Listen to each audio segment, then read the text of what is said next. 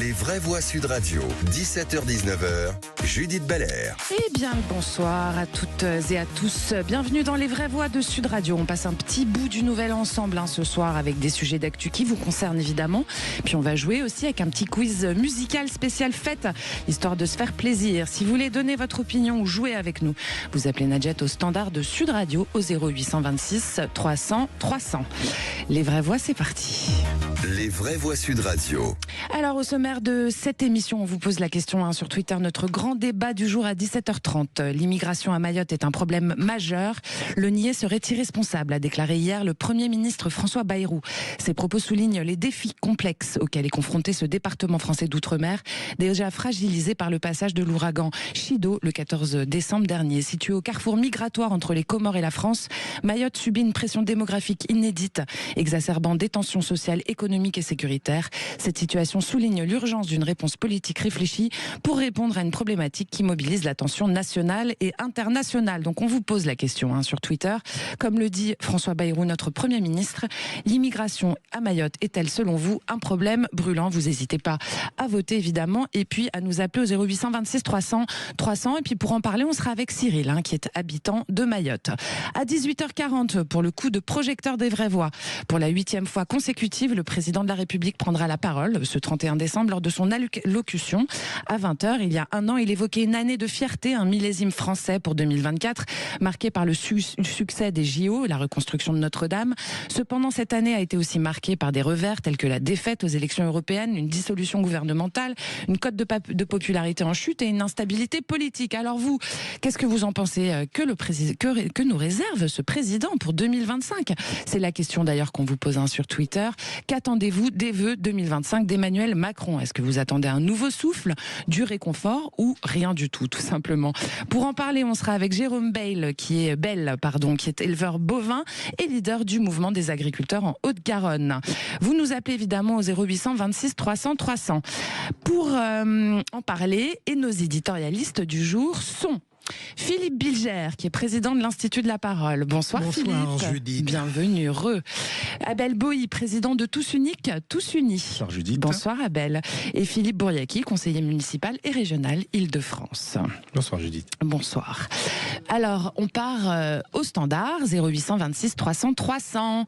Et nous accueillons Eric. Bonjour Eric. Oui, bonjour, vous m'entendez? On vous entend, Eric. Alors vous avez un coup de gueule à passer, Eric, sur la liberté d'expression. On vous écoute. Oui, tout simplement, on est dans une période un peu bizarre, je trouve, où chaque fois que d'aucuns s'expriment et relayé par les médias, on se retrouve avec un bashing systématique des propos qui sont tenus par tel ou tel. Et on ne peut plus rien dire, on se demande si on peut finir par appeler un chat, ce qui, je trouve, est assez désagréable. Alors, vous en avez souffert directement, Eric, de cette liberté, ce manque de liberté? On va pas abuser, mais enfin, disons qu'être obligé de retenir certains de ses propos, dans certains cas, est foncièrement désagréable. Alors, je fais référence, évidemment, vu mon âge, à des gens qui, en tant qu'humoristes, ont eu la permission de tenir certains propos qui, aujourd'hui, seraient totalement déplacés. On parle de Coluche, par exemple, etc., j'imagine. Coluche, des proches. Ouais. Je pensais aussi à un film en particulier, dans La Folie des Grandeurs, où notre ami De Funès se permet de dire à un moment donné que les pauvres sont faits pour être très pauvres et les riches très riches, voyez, voilà, etc. Ça, c'est un humour qui passerait plus aujourd'hui pour vous, c'est ça? Ah, mais je ne crois pas, ne crois pas.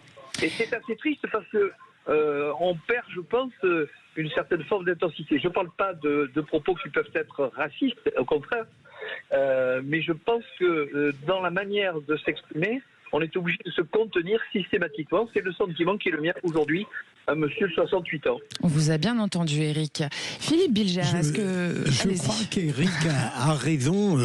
La liberté d'expression, à mon avis, diminue en France.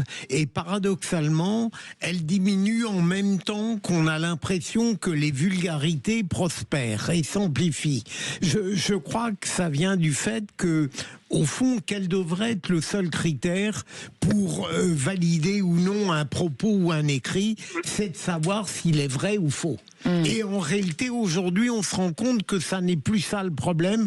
On se demande s'il est décent ou non. Et c'est un tout autre problème. Moi, je crois qu'en effet, la liberté d'expression est tellement menacée qu'il faut la défendre à tout instant, et notamment à Sud Radio. Mais alors, quand on parle d'humour, Philippe, on parle aussi on parle pas forcément de faits pour le coup là. On parle mais de blagues. Vous évoquez, Judith, par exemple, Desproges. Oui. Desproges a dit intrinsèquement des choses qui ne passeraient plus aujourd'hui. Bien sûr. Mais simplement, on savait que lui qui les prononçait était tout sauf raciste ou antisémite. Bien sûr. Donc ça dépend aussi de qui les dit. De qui prend la parole. Philippe Bouriaki. Qu'est-ce que ça vous inspire, tout ça? On est en train de rentrer dans une société américanisée où il faut être dans le politiquement correct, il faut heurter personne, mais justement, l'humour, et l'humour le plus drôle, c'est l'humour qui heurte, qui choque, qui provoque et qui nous fait rappeler que nous sommes tous les victimes de quelqu'un d'autre et nous victimisons quelqu'un d'autre au quotidien dans nos agissements. Et quand on parle de liberté d'expression, hormis l'humour, permettez-moi de passer un mini coup de gueule auprès de l'ARCOM. Je rappellerai les lettres de noblesse de notre nation, c'est liberté, égalité et fraternité. Et l'ARCOM, avec ses temps de parole, a fait que depuis 6-7 mois, et je remercie Sud Radio d'être des Gaulois réfractaires, nous a complètement, nous, écologistes au centre, avec Jean-Marc Gamatori et nos camarades, complètement invisibilisés.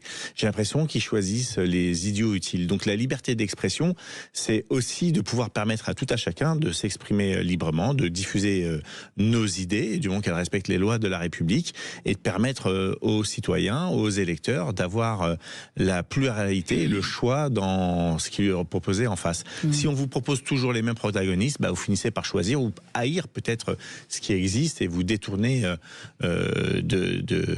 des bonnes idées que nous portons, que nous proposons, ou peut-être pas, mais au moins que les gens puissent avoir le libre choix. Et donc la liberté d'expression, elle est aussi encadrée par des gens qui, excusez-moi, je me révolte contre la fermeture de C8. Je me révolte contre des programmes qui réunissaient énormément de personnes. C'était des moments de divertissement, mais tout le monde se pressait et se battait pour y aller. Et ils abordaient les choses avec légèreté, et ça pouvait permettre à des citoyens non initiés de pouvoir toucher ou goûter à la politique. Une certaine forme d'information. Tout à fait. J'entends. Abel Boilly, qu'est-ce que vous en pensez? Finalement, la liberté d'expression, elle diminue effectivement sur certains points, mais elle augmente aussi sur d'autres. Voilà, c'est exactement ce que j'allais dire. On est dans une sorte d'hypocrisie. C'est vrai que lorsque l'on parle de la place médiatique, lorsque l'on prend la parole, on doit faire attention à ne pas être traité de 4 choses: sexiste, raciste, homophobe, antisémite. Mais lorsque vous allez sur les réseaux sociaux, sur X, sur Telegram, on ne parlera même pas du dark web, il n'y a jamais eu autant de prolifération de haine dans les 4 domaines que j'ai dit. Et quand on parle de la liberté d'expression, même hors des plateaux de télé, même on peut le voir dans la vie des Français. Aux États-Unis, quelqu'un qui brandit un drapeau américain, c'est génial, c'est un patriote. Ici, c'est un facho, par exemple. Donc il y a cette hypocrisie dans laquelle il faut faire attention, mais je pense qu'il ne faut pas se laisser, emmené par la vague. En fait, à partir du moment où on a des convictions et que l'on sait qui nous sommes, je pense qu'il ne faut pas avoir peur d'aller au bout de ses idées, voire d'être transgressif si besoin est. Bien sûr. Eric, on va vous faire réagir quelques instants sur la fermeture de C8. Qu'est-ce que vous en pensez, vous? Pardon, sur la fermeture de C8, de la chaîne C8, vous savez, elle a été censurée par l'ARCOM. Ils arrêtent d'émettre à partir du mois de février. Malheureusement, je viens de l'apprendre, vous voyez, parce que c'est quelque part... J'étais un peu à l'extérieur du monde médiatique ces derniers jours. D'accord. Et je ne pourrais pas vous le commenter. Eh ben, on vous remercie en tout cas. Oui, allez-y. Oui, ceci dit, encore une fois, je viens d'écouter les propos de mes vraies voix. Et des vraies voix, exactement. Et je suis tout à fait, bien sûr, tout à fait d'accord avec eux. Bien sûr. Alors, Eric, vous restez avec nous, évidemment. 0826 300 300. Vous, les auditeurs de Sud Radio, vous savez que vous pouvez nous appeler pour réagir quand vous voulez. Dans quelques instants, nous allons écouter les 3 mots dans l'actu de Albin Texera et puis le réquisitoire du procureur Bilger, évidemment. À tout de suite. Sud Radio, 17h-19h, Judith Belair. Bienvenue si vous nous rejoignez dans les vraies voix de Sud Radio. Il est précisément 17h14 et c'est l'heure du réquisitoire du procureur. Les vraies voix Sud Radio, le réquisitoire du procureur, Philippe Bilger. Alors Philippe, si vous me permettez le mot, il y a un truc qui vous gratte, hein, c'est le mépris qui est la pire attitude Absolument. des politiques. Je pense profondément que le mépris est la pire des attitudes en politique. Je pourrais développer cette idée en pensant à certaines attitudes d'Emmanuel Macron, mais l'actualité me permet plutôt de me pencher sur l'attitude d'Elisabeth Borne, qui conteste d'ailleurs avoir eu ce comportement en nous disant que son éloignement a été détaché du contexte. Toujours est-il que le peuple français, dans sa majorité, se distancie de plus en plus de la classe politique, et en particulier à cause de comportements qui sont insupportables, qu'on ne devrait pas avoir à l'égard du citoyen et qu'on ne devrait avoir à l'égard de quiconque en réalité. Et je pense que tout signe de mépris, même s'il n'est pas ostentatoire, est catastrophique en politique, qu'on soit de gauche, de droite, d'extrême gauche ou d'extrême droite. Abel Boilly, l'attitude de Madame Borne, elle a été filmée et elle dit que non, elle l'a pas fait. Donc on est quand même dans un espèce de déni de réalité. Qu'est-ce que vous en pensez ? Mais en fait, il y a plusieurs choses qui ne vont pas. Un, il y a son attitude, mais avant son attitude, il y a quand même l'approche de ses conseillers. Elle, en tant que ministre de l'Éducation nationale, elle pensait qu'elle allait arriver face à des personnes qui n'allaient lui parler que d'école. Dans une situation aussi catastrophique, il allait être évident que la population allait lui parler de tous les sujets, à l'image un peu de ce qu'on a eu dans les Gilets jaunes, mouvement qui a été méprisé aussi. Et c'est vrai qu'elle ne sait pas quoi faire, et au lieu de reconnaître qu'elle ne connaît pas bien le territoire de Mayotte, elle dit que oui, mais les aides sont arrivées, mais certainement que les gens n'ont pas été informés. Mais quelle honte de dire ça. Elle n'a pas travaillé son sujet, quoi. Exactement. Elle aurait pu reconnaître qu'elle ne maîtrise pas et qu'elle va faire en sorte, passer le message pour que les choses se passent mieux sur le terrain. Mais c'est honteux ce qui se passe. Sans compter ce qu'a dit Emmanuel Macron aussi il y a quelques jours aux Mahorais qui s'énervaient. Vous avez de la chance d'être en France, sinon vous serez encore plus dans la merde. On a tous eu des moments d'excès où face à une situation qui nous agaçait, on s'est dit, bon, la France, voilà, ça ne veut pas dire qu'on insulte la France pour insulter la France, mais il faut comprendre dans quelle situation ils sont. Donc effectivement, mépris plus condescendance égale fracture avec la population française.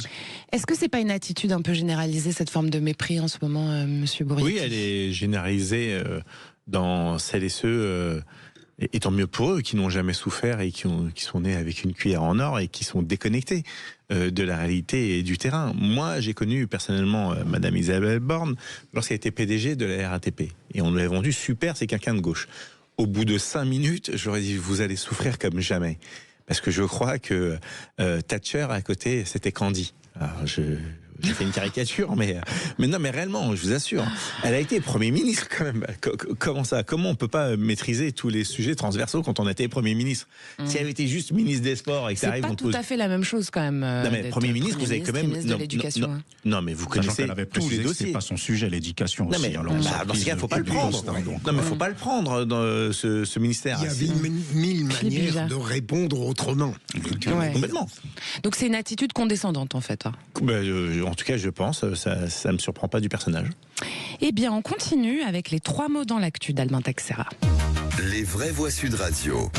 Alors, vos 3 mots dans l'actu, Albin Texera, c'est Nouvel An, Afghanistan et cigarettes. Un dispositif impressionnant de sécurité mobilisé ce soir à travers toute la France.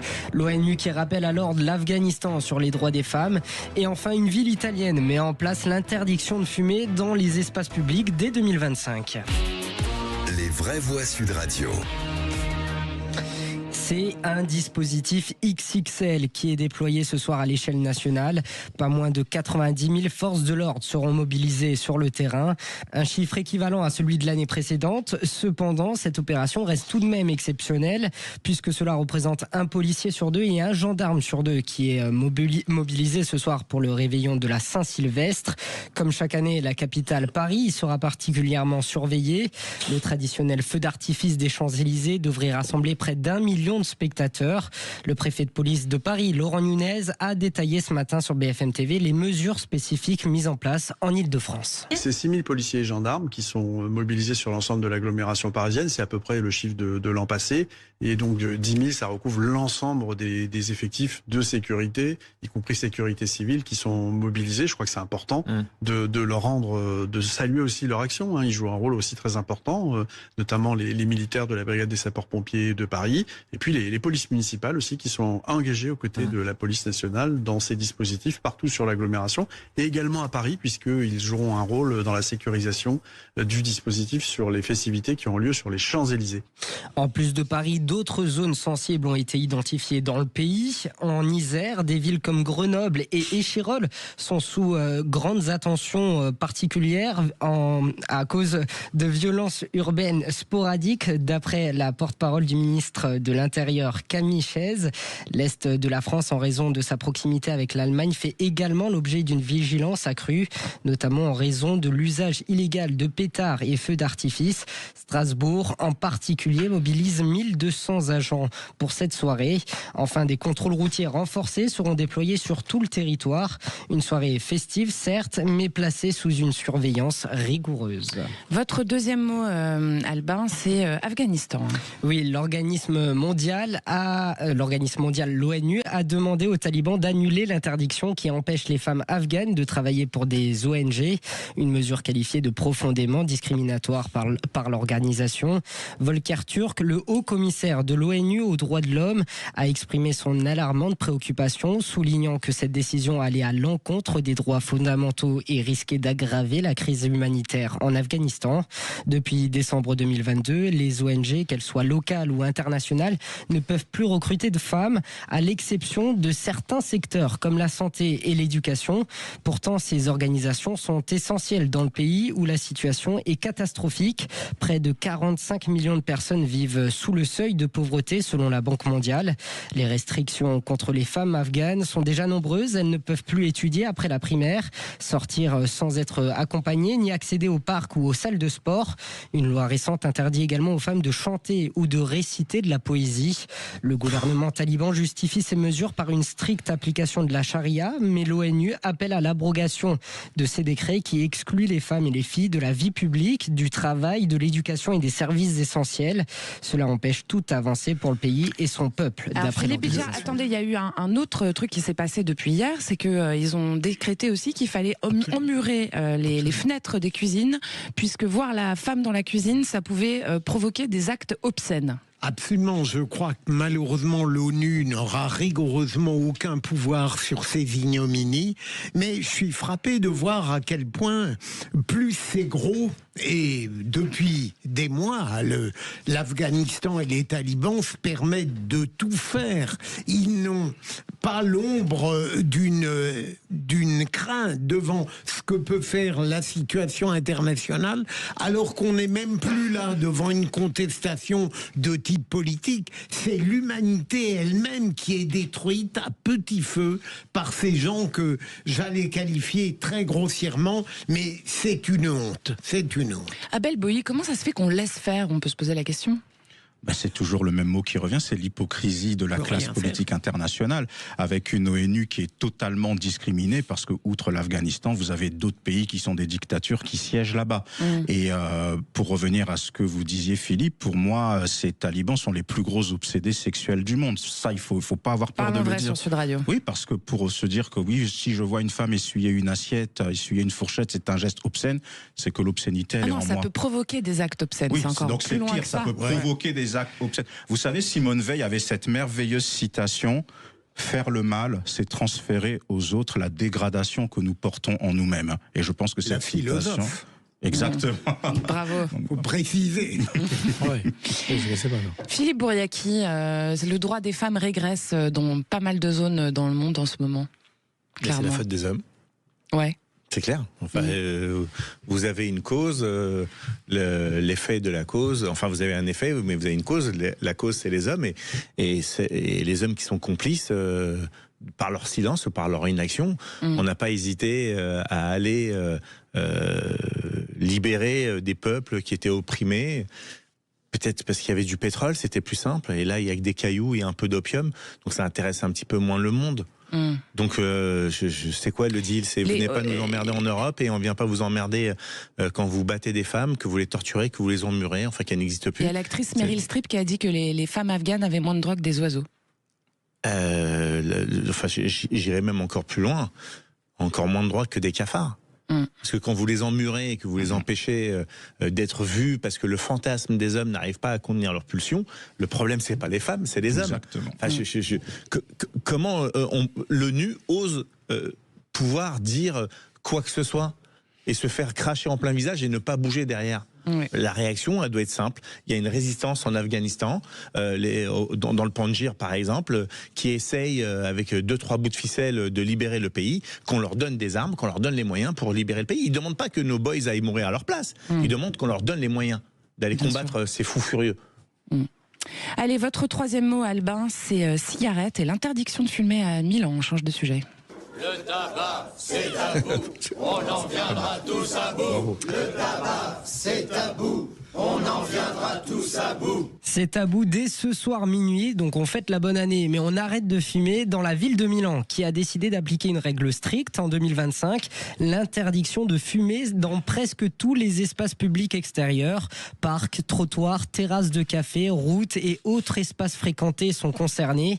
Seules quelques zones isolées situées à plus de 10 mètres des passants resteront accessibles aux fumeurs.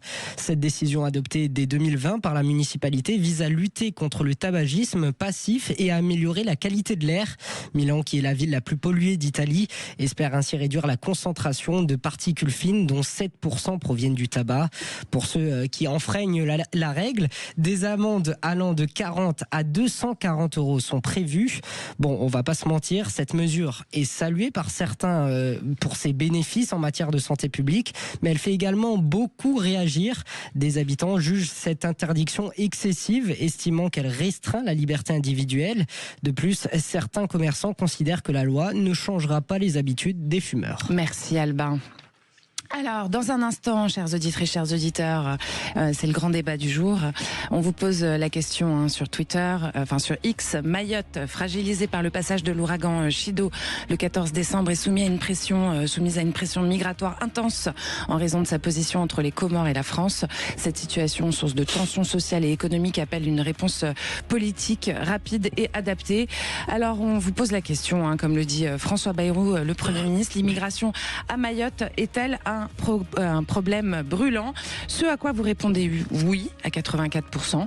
Donc on va en parler dans un instant. Vous restez avec nous surtout. À tout de suite.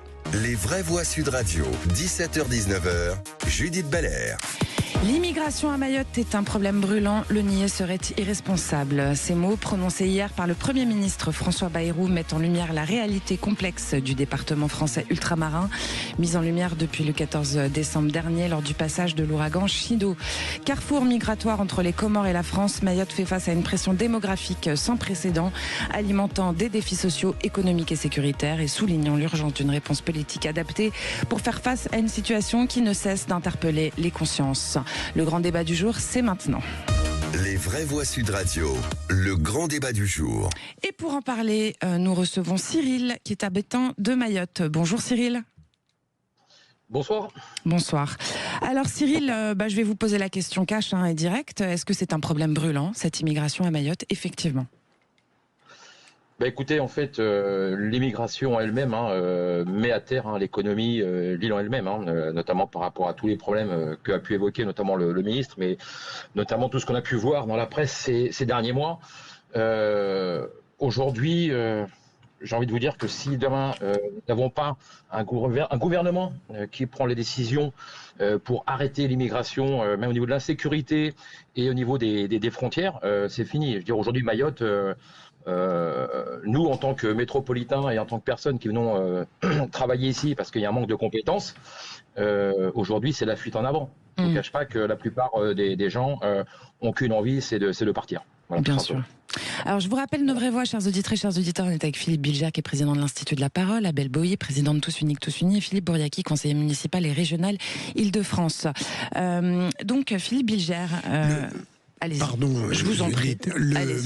L'intervention de notre ami Cyril est tout à fait pertinente pour moi qui ne connais pas évidemment dans le détail Mayotte, mais je lis ce qui s'y passe et je constate qu'il est tout à fait d'accord avec le point de vue exprimé par François Bayrou, qui a contredit heureusement une absurdité de Marine Tondelier il y a quelques jours, qui disait qu'il y avait le réchauffement climatique et que l'immigration n'était pas un problème, comme si on était incapable, avec de l'intelligence, d'appréhender les deux problèmes.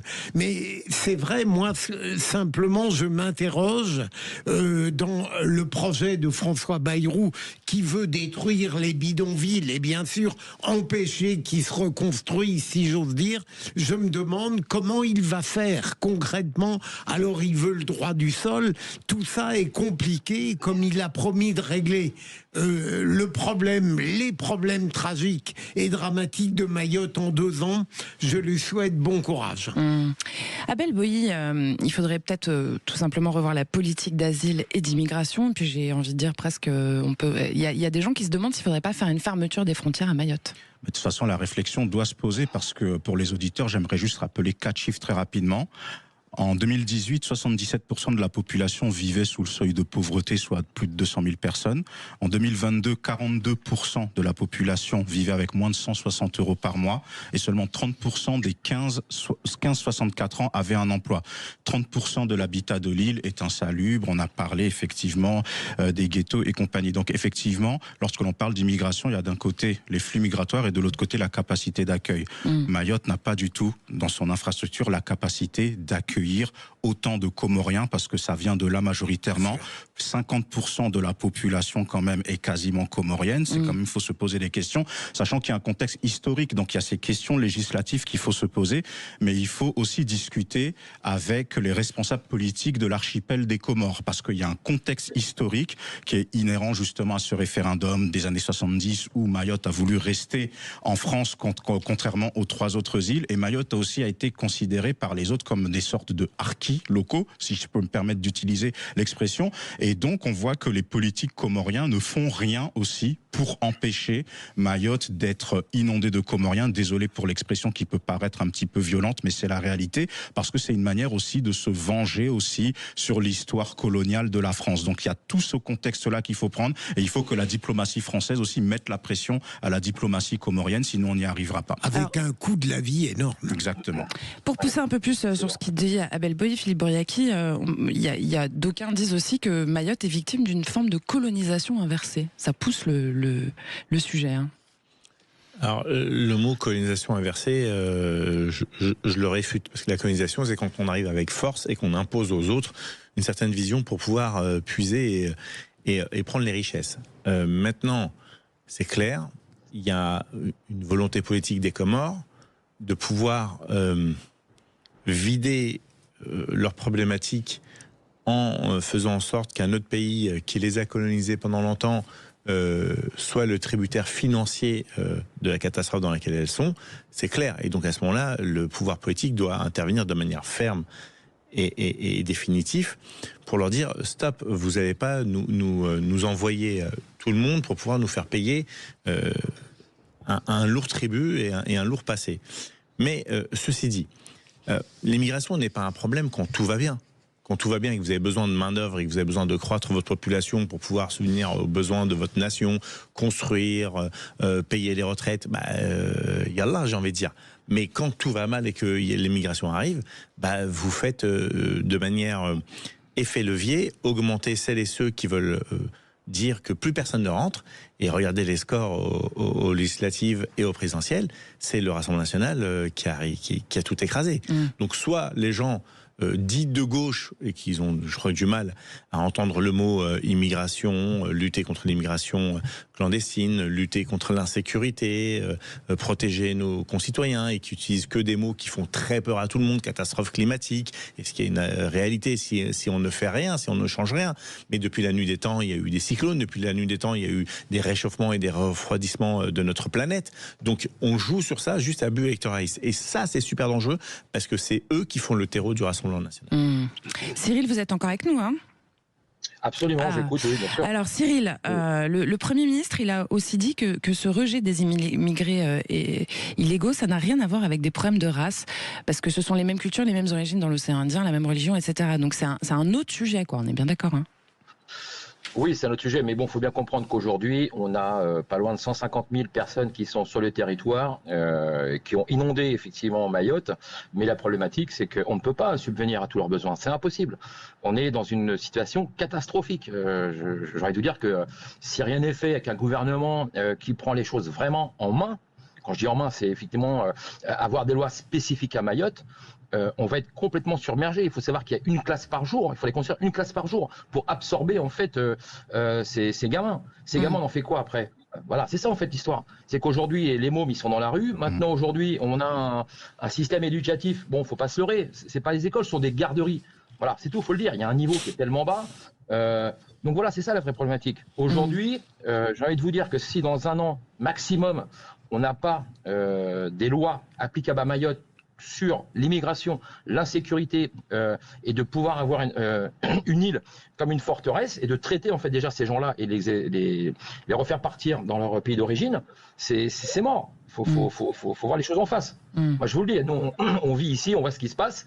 C'est une question de temps avant que l'île implose. Maintenant. Il faut reconstruire en 2 ans. Bon, Monsieur Bayrou, il n'est pas dans le bâtiment. Il saurait que c'est impossible ici en 2 ans. Non, mais voilà. Non, mais bon. Voilà, bon, il peut dire ce qu'il veut. Bon, la cathédrale, c'est une chose. Aujourd'hui, le bâtiment ici, on arrive à peine à sortir 400 logements par an avec le bailleur social qui est la STIM. Bon, ils en veulent 8000 d'ici 2033. Mais non, c'est impossible. Déjà, c'est tellement compliqué, notamment le bâtiment, de construire par rapport aux compétences, par rapport aux matières premières. Non, c'est pas possible. Je dis que c'est pas possible. C'est pas possible, c'est clair. Philippe Bilger, selon vous, il faudrait des accords bilatéraux plus stricts avec les Comores aussi, non ? Sûrement, mais encore une fois, notre auditeur, avec beaucoup de lucidité, nous dit ce qu'il faut faire. Mais une fois qu'on a fait le constat, qu'on a parfaitement identifié le danger, il est très dur de mettre en œuvre les politiques rigoureuses qui sont nécessaires. Et François Bayrou, pour reprendre le terme de notre ami, lorsqu'il évoquait les 2 ans, il ne parlait pas que du bâtiment, hein, heureusement. Alors, est-ce qu'il est maçon, notre Premier ministre Abel Boï? On peut se poser la question. Maçon, peut-être franc-maçon, je ne sais pas, blague à part. Mais on voit qu'on est toujours dans la récupération politique. Quand il annonce l'objectif de 2 ans, c'est pourquoi ? C'est parce qu'on sera juste avant les élections présidentielles et qui sait que le territoire de Mayotte vote majoritairement Rassemblement National. C'est uniquement pour cela. En 2019, Emmanuel Macron avait promis un hôpital flambant neuf à Mayotte. Je ne sais même pas si aujourd'hui, en 2024, le terrain a été trouvé. Donc, mais les travaux n'ont pas commencé en tout cas, c'est clair. Oui, voilà, et je ne sais même pas si le terrain est trouvé. Mais c'est-à-dire que les Mahorais, et monsieur le confirme, tout le monde dit sur place que c'est impossible. Donc ce ne sont pas les politiques qui vont trouver la solution miracle. Alors, il y avait quand même en décembre 2023, Philippe Boriaki, on comptait malgré tout quand même l'expulsion de 22 000 personnes vers les Comores. Donc il y a quand même des actes qui sont mis en place. Il y a un certain nombre de choses aussi qui ont été annoncées par François Bayrou. Est-ce que pour vous aussi c'est que du pipeau, on peut le dire, hein, parlons vrai sur Sud Radio? Non, je pense pas qu'on est dans le pipeau, parce que depuis un certain temps, les politiques du centre droit ont bien compris que il fallait contrecarrer le Rassemblement national, parce qu'il y avait des choses, je suis désolé de le dire à mes anciens amis de gauche, il y a des choses qui sont évidentes, qui sont dites de manière simpliste et réducteurs, mais qui sont d'une réalité. Donc voilà, c'est placide. Mais je voudrais saluer du coup l'action de Gérald Darmanin, parce que c'est son action qui a fait qu'on arrivait à 23 000 expulsions. Mais c'est pas assez. C'est pas assez. Compte tenu du fait qu'il y a entre 100 et 200 000 personnes sur les 320 000 que compte l'archipel qui sont en situation irrégulière. Mais si vous expulsez 22 000 et que vous en recevez 50 000... on n'en sort pas. Ouais, on n'en sort pas. Il y a un problème, si tu me permets, c'est-à-dire que ces expulsions aussi ont amplifié le phénomène de mineurs abandonnés sur le territoire, parce que ça a été tellement mal fait aussi, ces expulsions sur le terrain, qu'il y a des parents qui ont été expulsés et des enfants qui sont restés sur le territoire mahorais aussi. Donc, je sais pas ça, si c'est le problème de la loi qui fait que si un enfant est né dans un territoire, il y a le droit du sol, et donc par conséquent, est-ce qu'on peut faire une loi d'exception pour Mayotte sur le droit du sang plutôt que le droit du sol? Juridiquement, je suis pas spécialiste, je peux pas vous le dire, mais les choses sont claires. On a des moyens financiers, des moyens sur des banques, sur des investissements pour pouvoir geler lorsqu'il y a des dictateurs ou des complices de dictateurs. Il faut que les Comores comprennent que s'ils n'entendent pas raison, ceux qui vont arriver derrière, ils vont frapper très dur. Et jusqu'à avec des situations inhumaines. C'est-à-dire que j'entends des gens d'extrême droite clairement dire il faut déployer la marine et tous ceux qui passent, on tire dessus. Enfin, ça s'entend de plus en plus. Je n'espère pas qu'on arrivera à ces drames humains, mais si les Comores sont dans Personne ne l'espère autour de cette table. J'en suis persuadé, mais si les Comores sont dans un plan machiavélique, le retour de bâton risque d'être terrible pour eux. Éric, vous êtes avec nous, hein, n'oubliez pas, chers auditeurs, 0826 300 300, vous pouvez réagir à ce que vous entendez à notre antenne. Éric, donc. Oui, qu'est-ce que ça vous inspire tout ça, Éric? Écoutez, je crois que l'ensemble des paramètres a été évoqué. Le premier paramètre clé, c'est le fameux droit du sol, qui pose ce problème. Bon, j'ai eu le plaisir de voyager dans quelques pays périphériques comme la Réunion ou Madagascar, etc. Et le droit du sol, c'est quelque chose qui aujourd'hui pose problème avec cette immigration. Et vous venez de l'évoquer à l'instant. J'allais en parler. Et que voulez-vous faire? À partir du moment où les gens mettent le pied sur place et naissent sur place, on ne peut pas les renvoyer chez eux. Donc ça, c'est le premier problème. Et après, c'est comment mettre en place un système qui permettrait humainement de renvoyer chez eux dans leur pays, alors que le pays, a priori, n'a rien décidé pour les recevoir en retour. Voilà. Le paramètre, il est là, quoi. On va faire réagir. C'est le même problème en métropole. Hein. Oui. Mais c'est exactement le même problème en métropole. Oui, on ne peut pas faire une exception à Mayotte et ne pas le mettre en place également. On n'est pas tout à fait dans... Ouais. C'est difficile, effectivement, mais on n'est pas tout à fait dans la même situation ici. Alors, on revient vers... On n'est pas tout à fait dans la même situation. Tout dépend des secteurs sous lesquels vous regardez cette immigration fantôme, enfin, sauvage, je veux dire, fantôme. Voilà. Alors, Cyril, concrètement, vous qui êtes habitant de Mayotte, qu'est-ce que vous pensez qu'il faut faire, en fait, très concrètement? Très concrètement, écoutez, je vais parler cash. Aujourd'hui, il nous faudrait plus un gouvernement de soldats, j'ai envie de vous dire, que de bibliothécaires. En fait, c'est ça la solution. Il faut des gens d'action. Voilà, parce que tant qu'on restera dans effectivement les échanges et un petit peu dans cette ambiance de bisounours, il ne se passera jamais rien. C'est malheureux, mais c'est comme ça. Il y a un moment, il va falloir effectivement réagir et que la France reprenne un peu de sa superbe par rapport notamment à ses frontières et à toute sa politique en fait extérieure, notamment par Mayotte et les Outre-mer d'une manière générale. Voilà, c'est clair. En fait, là-dessus, on est là.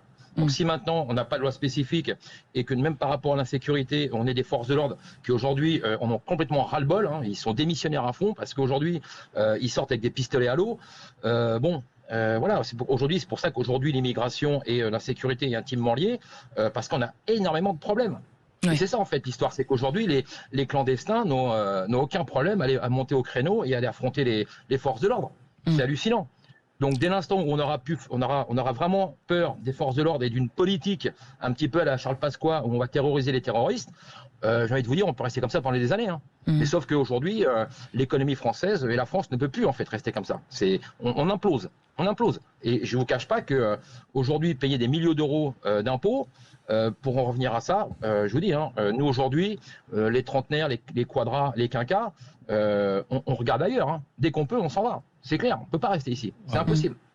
Voilà, c'est tout. Philippe Bilger, ce qu'on entend dans la voix de Cyril, c'est l'exaspération totale. Oui, absolument. Et je m'apprêtais à faire une ironie totalement déplacée en lui suggérant des bibliothécaires très courageux et armés. Mais en fait, il a raison. Et tout de même, Cyril, quelle serait la première mesure d'un gouvernement courageux, à votre avis? C'est les soldats, c'est ça que vous avez dit, Cyril? Alors quand je dis soldat, c'est dans l'esprit. Oui, j'ai bien compris.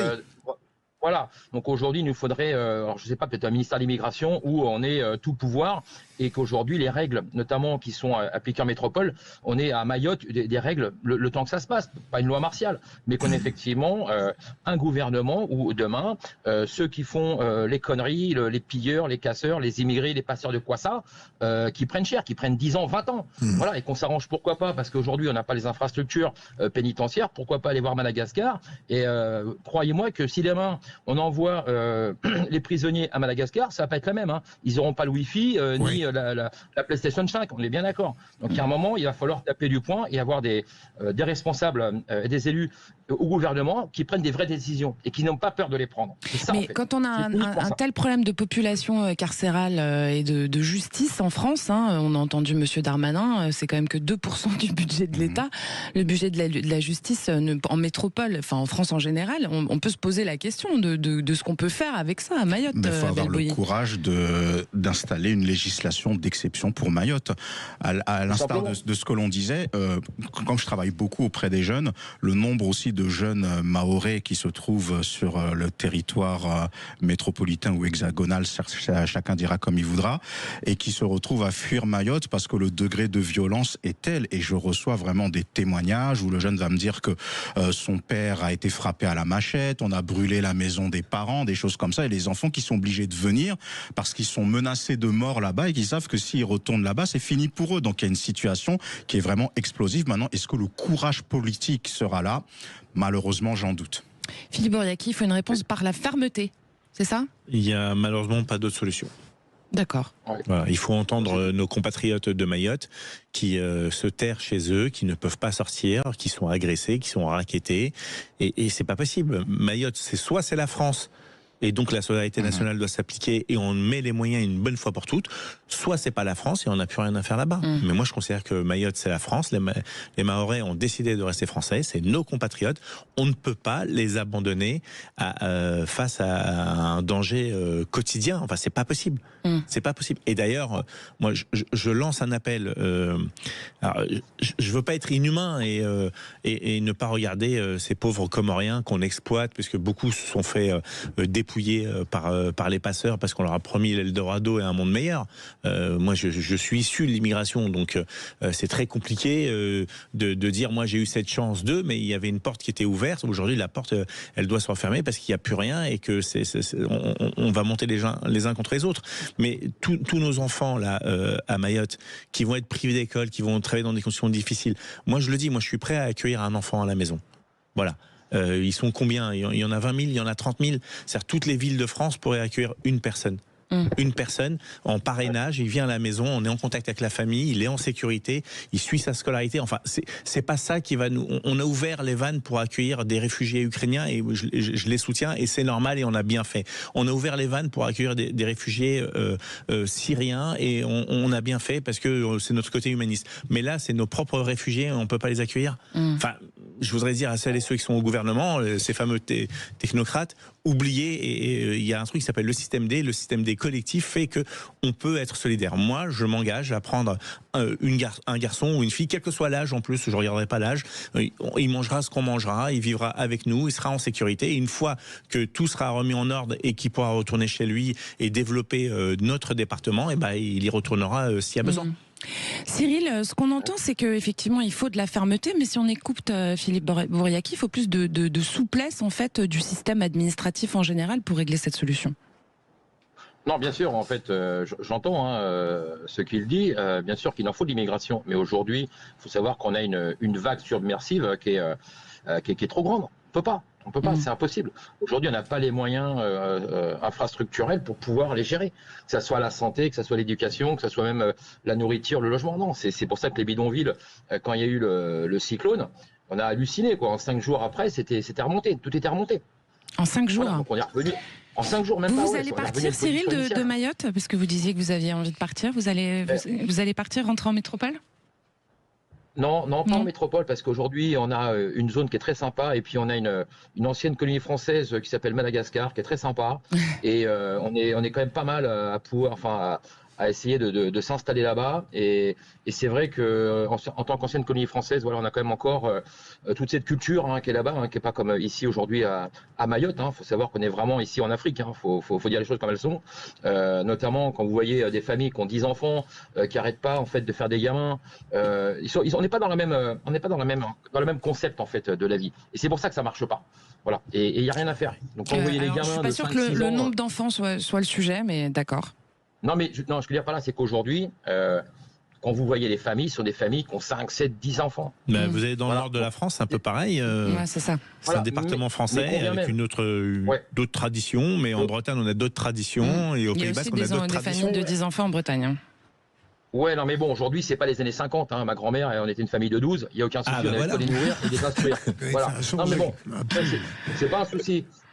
Mais aujourd'hui, faut bien comprendre que d'avoir des enfants, c'est une responsabilité. Donc aujourd'hui, dans l'état d'esprit des gens qui viennent ici, hein, c'est on fait des gamins et puis l'État s'en charge. Je vous le dis, hein, tel que c'est. Hein. Donc, faut peut-être privilégier les modes de contraception. Oui, non, mais c'est un autre débat. Non, de contraception, j'ai pas parlé de religion, de contraception. Non. Allez, dans n'importe quel PMI, quand vous avez des femmes de 45 ans qui sont à leur 9e gamin, et quand les infirmières leur disent mais pourquoi vous n'avez pas de contraception ou pas d'IVG? Non, c'est contre notre religion. On va pas parler de l'intimité des gens à l'antenne, Cyril, ils font ce qu'ils veulent, bien assez ce qu'ils veulent pour le coup, si vous me permettez. Non, bien sûr, mais je suis d'accord, mais en fait, on prend tout dans son ensemble, et il y a quand même effectivement aujourd'hui, les gens qui sont venus ici continuent à faire des enfants, donc on augmente encore la pression, parce qu'une fois que les gens sont venus... on en aurait bien besoin en Hexagone de plus d'enfants, hein. Donc effectivement, on va écouter Philippe Bouriaki qui nous les envoie. Allez, je vous remercie beaucoup de votre témoignage, Cyril, je rappelle que vous habitez à Mayotte. Courage, hein, pour effectivement... Il fait quoi, Cyril, là-bas? Ah oui, on ne sait pas ce que vous faites comme métier, Cyril, qu'est-ce que vous faites? Je suis bibliothécaire. Non. Bon, voilà, ce sera le mot de la fin. On travaille dans le bâtiment bureau d'études. Ah oui, donc vous êtes bien au courant des problèmes de maçonnerie de Monsieur Bayrou, alors. Exactement, donc s'il a besoin d'un conseil, il vient ici et on lui explique un peu comment ça marche. Allez, on vous remercie beaucoup. Merci Cyril. Chères auditrices, chers auditeurs, vous restez avec nous parce que dans un petit instant, on va se détendre un peu, on va se faire plaisir avec un quiz musical des fêtes. Et puis alors, c'est un quiz musical évidemment, Nouvel An et discothèque. À tout de suite.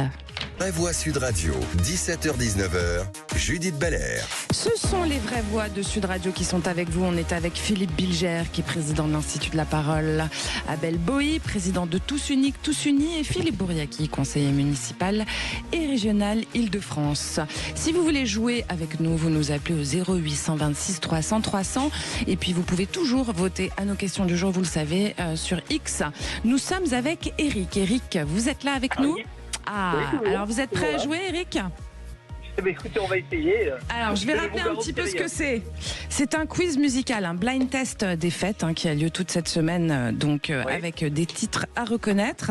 Et puis, celui qui fait le plus de points gagne, tout simplement. Il va falloir que vous choisissiez une de nos vraies voix pour faire équipe avec lui. Laquelle choisissez-vous? Je vais choisir Philippe Bilger, que j'adore. Bon, alors, ça, vous avez perdu, malheureusement. Je le crains. On va voir si vous avez fait le bon choix.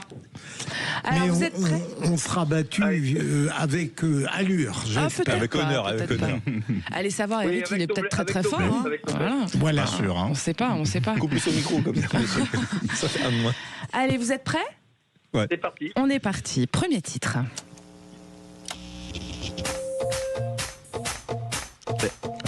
LMFAO. Non, c'est pas le. C'est. Bigali, c'est Bob Sinclair. Bravo. Et le titre, vous avez une idée ou pas? Everybody Dance, non? Avec Bigali, c'est Bigali. Oui, c'est Bigali. On écoute le refrain pour le titre.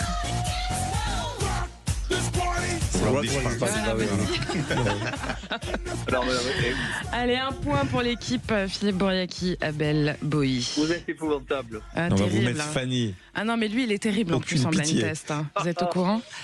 Allez, titre numéro 2. On est en discothèque, on l'a dit. Ouais, là, c'est ça.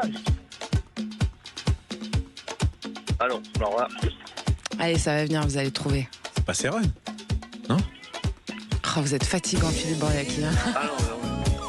Bravo, c'était ça, c'est Céron. Bah ouais.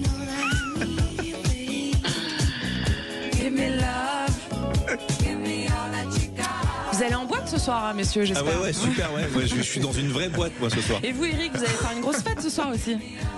On va essayer, mais vous allez être obligé, ça commence ce soir, là, maintenant, tout de suite. Allez, titre numéro 3. Un peu plus difficile, ça, là. Mais non, c'est... On peut James, c'est... Alors, on est vraiment sur non, c'est pas Corona. Corona, c'est Round on Time. Ça, c'est. Pump the jam, pump it up. C'est pas Snap, c'est. Oh là là là là. C'est pas Extra Express, c'est pas Ça Corona. me fait rigoler, Eric, que je chante. Eric, déchaînez-vous. Parce que c'est pour mes petits-enfants. Oh la vache, je l'ai au bout de la langue. I want a place to stay. Non, vous voyez pas? Je l'ai au bout de la Vous langue, avez il va pas perdu, dire.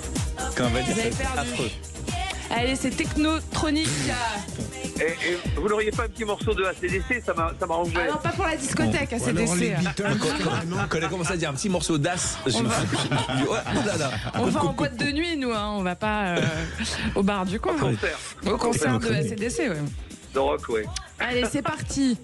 Titre numéro 4. Madonna. Oh, Like a Prayer. on dirait Maxime. Il va trop vite. Moi, je pourrais jouer, mais j'ai toutes les réponses, donc.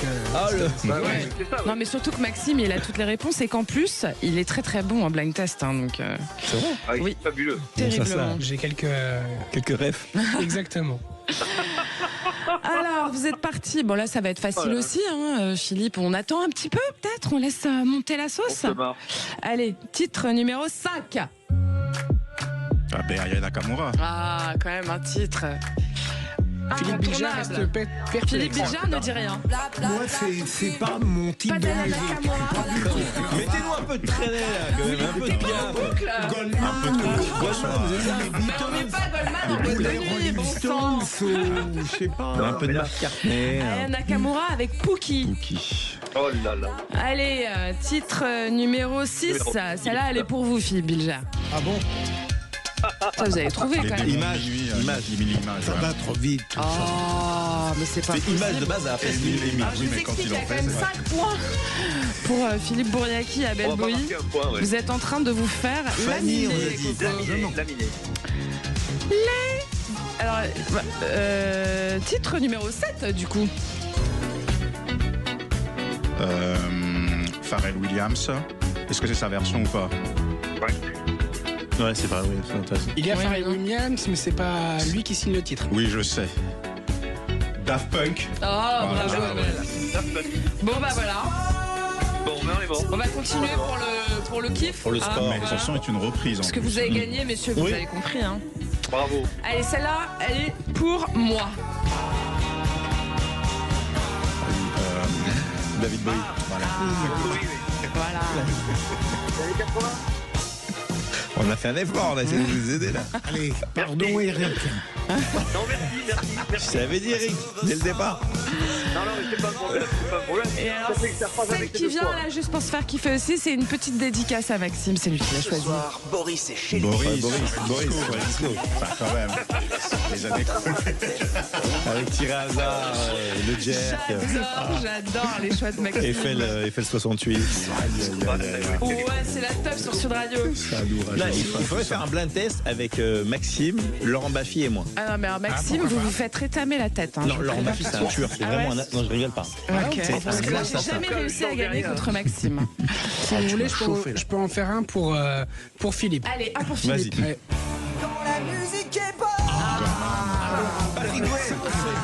Faut bien qu'il ait un point quand même. Stéphanie de Monaco. Allez, vous avez un point, Eric et Philippe Bilger. On sauve l'honneur grâce à Maxime. Merci Maxime. Et En tout cas, merci ne Eric. changez rien. Ne changez rien. Merci beaucoup.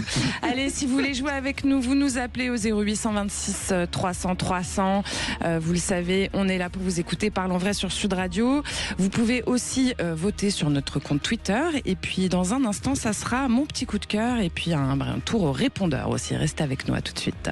Vraie Voix Sud Radio, 17h-19h, Judith Belair. Et un petit rappel de nos vraies voix du jour. On est avec Philippe Bilger, qui est président de l'Institut de la Parole, à Belboï, président de Tous Uniques, Tous Unis, et Philippe Bouriaki, conseiller municipal et régional Île-de-France. Alors j'allais dire, on n'a presque que des présidents autour de la table, sauf vous, Philippe. Mais c'est pas grave, vous avez un rôle important aussi. Je me contenterai d'un Voilà, on petit est tous ministère des présidents. Sports. Tout le monde est président. Allez, 0826 300 300 si vous avez envie de réagir, de taper un coup de gueule, un coup de cœur, et ben vous nous appelez, parlons vrai sur Sud Radio, et on part au répondeur. Oui, bonjour Sud Radio. Bonjour vos invités, c'est Bernard du 66, Font-Romeu. Voilà, écoutez, je profite de ce dernier jour 2024 pour donner mon ressenti sur Elisabeth Borne. Voilà. Cette dame, on l'a balancée dans ce ministère. De toute façon, elle est dans le gouvernement. Ce sont des fantômes. Il n'y a plus un radis dans ce pays. Hein. C'est pas la peine de promettre n'importe quoi. Donc, elle était désarmée devant ces deux jeunes enseignants. Point barre, c'est tout. On connaît tous sa situation. Et voilà. C'est pour ça que je ne la défends pas du tout. Mais c'est comme quelqu'un qui ne peut plus rien faire, qui tourne les talons, qui est complètement désarmé. Voilà, on entend la couleur et la colère de Bernard. Ça revient un petit peu Bernard, à ce que vous nous disiez tout à l'heure. Un autre genre est un peu sur mon registre de tout à l'heure. C'est peut-être bizarrement, je comprends bien pourquoi François Bayrou l'a nommé ministre d'État avec un département ministériel important, mais je me demande, malgré tout ce qu'on a dit sur ce gouvernement, si ça n'est peut-être pas la seule erreur de François Bayrou. Est-ce la seule erreur de François Bayrou, Abel Boï? Une personne qui, lors de son intronisation, dit d'emblée qu'elle n'est pas experte sur le sujet, alors que l'éducation nationale fait partie de ces gros mammouths malades de la nation, où il faut justement des experts, des connaisseurs, parce qu'il s'agit du niveau de l'école, du bien-être de nos élèves, il y a la question du harcèlement aussi, il y a beaucoup de choses. Et effectivement, cette séquence à Mayotte n'a fait que confirmer les doutes que l'on pouvait avoir, et je pense que le sentiment de cet auditeur est partagé par des millions de Français. Des doutes sur la légitimité d'Elisabeth Borne, ou il aurait fallu mettre qui à la place, Philippe Bourriaki? Vous? Non, parce que j'aurais été incompétent. Comme je le dis, moi, la seule chose qui m'aurait intéressé, si ça avait été le cas, c'est soit l'intérieur, mais il y a quelques problématiques pour que j'y sois, puisque je suis un binational. Et donc, pour des raisons de sécurité interne, pour éviter qu'il y ait des fuites, etc., je peux comprendre, mais c'est-à-dire que ça ne ferait pas de moi un Français à part entière, et donc ça pose quelques problématiques. Là où je maîtrise mieux le sujet, je pense que c'est le sport et la ville. Je pense qu'il faut mettre des gens qui sont compétents dans un domaine. Donc Elisabeth Borne n'est pas compétente? Je crois pas qu'elle y connaît grand-chose à l'éducation nationale. Peut-être qu'elle a suivi un grand Elle l'a cursus. dit, c'est déjà un signe d'intelligence. Donc, et puis des gens qui sont passionnés par quelque chose qu'ils ont envie de faire. Enfin, il faut être efficient. Il faut être efficace. Vu le temps qu'on a, qui nous a imparti, enfin surtout qu'il aura imparti, puisque je pense que dans 2 mois et demi, on devra leur dire au revoir. Il faut. Non, c'est vrai. Non, mais pour éviter que ça clash. Nostradamus, bonjour. Non, mais attendez, c'est une évidence. Ils ont insulté tout le monde, et là ils insultent les sociodémocrates. En plus, en leur mettant valse en face d'eux, la réaction est épidermique. J'ai eu l'occasion de discuter avec 2 députés écologistes. Qui étaient prêts dans un consensus de gouvernement d'union nationale, mais ils nous ont dit, et pourtant c'est les modérés, hein, ils m'ont dit on va voter la censure. Donc si les modérés vous disent ils vont voter la censure, il n'y a pas besoin d'être voyant. Bon, on verra bien ce qui se passe. Allez, vous restez avec nous parce qu'on va parler actualité positive dans un instant, à se faire un peu de bien. À tout de suite, restez là. Sud Radio, les vraies voix Sud Radio, 17h-19h, Judith Belair. Vous êtes bien sur Sud Radio, il est 18h12, on est avec Philippe Bilger, qui est président de l'Institut de la Parole, Abel Boï, président de Tous Unis, Philippe Bourriaki, conseiller municipal et régional Île-de-France. Vous pouvez nous appeler au 0826 300 300 pour réagir à ce que vous entendez ou pour dire ce que vous avez envie. Tout simplement, parlons vrai ensemble sur Sud Radio, et n'hésitez pas aussi à voter à nos questions sur je vais y arriver, sur X. Allez, tout de suite, on se fait plaisir avec un petit coup de cœur quand même pour 2024. Les vraies voix Sud Radio. Alors, mon coup de cœur 2024, après 149 jours de détention, Paul Watson a été libéré le 17 décembre dernier. Oui, il y a aussi des bonnes nouvelles, car le gouvernement du Danemark a refusé son extradition au Japon. Il est rentré enfin en France. Il a pu passer Noël avec sa famille, ce qui est une excellente nouvelle. Pour rappel, il avait été interpellé le 21 juillet dernier au Groenland, alors qu'il menait avec l'équipage de son ONG Sea Shepherd France en Antarctique une opération de lutte contre les navires japonais qui continuent la chasse aux baleines, malgré le moratoire de la Commission baleinière internationale qui l'interdit depuis, tenez-vous bien, 1986. Les actions de Sea Shepherd et de Paul Watson harcèlent frontalement les baleiniers sans recourir à la violence physique. Ils mettent de la musique très fort, par exemple, afin de tout bonnement voir la loi internationale appliquée, ce qui ajoute au non-sens de cet emprisonnement. Jouissait, en tout cas pour ma part, un bon retour parmi les siens. Alors Philippe Bilger, comment ça se fait que les Japonais peuvent continuer, enfin c'est une question qu'on peut se poser, ils continuent à chasser à la baleine baleines alors que c'est interdit dans les eaux internationales? Peut-être que les Japonais se permettent tout, mais en tout cas, le gouvernement danois continue à être une social-démocratie qui prend de très bonnes décisions. Ah bah ça c'est sûr. Hein. Pas seulement à propos de Paul Watson. Alors quoi d'autre par exemple? L'immigration, ils sont pas mal. D'accord. Abel Bowie, voilà, ça c'était clair. Transition Philippe Bilger. Là on va revenir sur les baleines et sur Paul Watson qui est quand même une icône. Exactement, mais dans cette société de l'inversion des valeurs, il était tout à fait incongru que Paul Watson soit emprisonné. Donc on se réjouit de quelque chose qui devrait être normal, c'est-à-dire que ce n'est même pas, c'est un militant pacifiste en réalité, dans le respect et de la nature et des lois. Il n'a commis aucun acte hors la loi en réalité ou qui pouvait mettre en danger la vie d'autrui. Donc c'est une chose aussi dont je me réjouis et c'est le type de nouvelles dont on a besoin en ces temps troubles. Bah surtout que les baleines, on en a besoin aussi, comme toutes les espèces en voie de disparition. Vous qui êtes écologiste, vous êtes bien au fait de ces sujets. Complètement, parce que moi j'ai eu la chance de rencontrer Paul Watson dans le sud de la France pour les 50 ans de l'Institut océanographique Paul Ricard.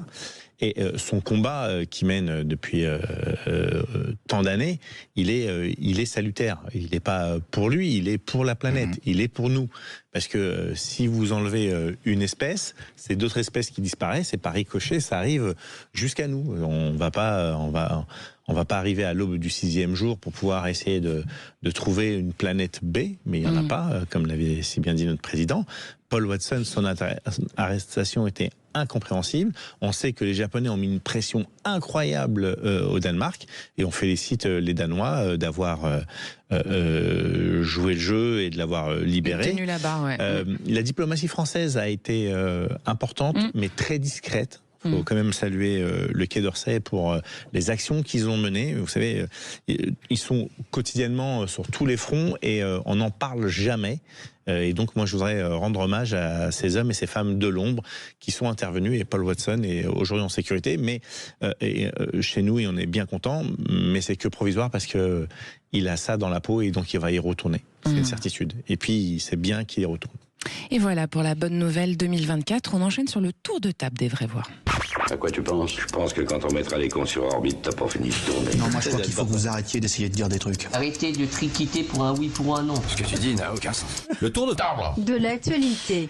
Alors, Philippe Bilger, Nicolas Dupont-Aignan, ce matin sur Sud Radio, a fait un long monologue que vous qualifiez comme une forme de désespoir, presque. Oui, j'ai été frappé, évidemment, par la difficulté pour notre ami Brindel de l'interrompre pour lui poser tout de même quelques questions.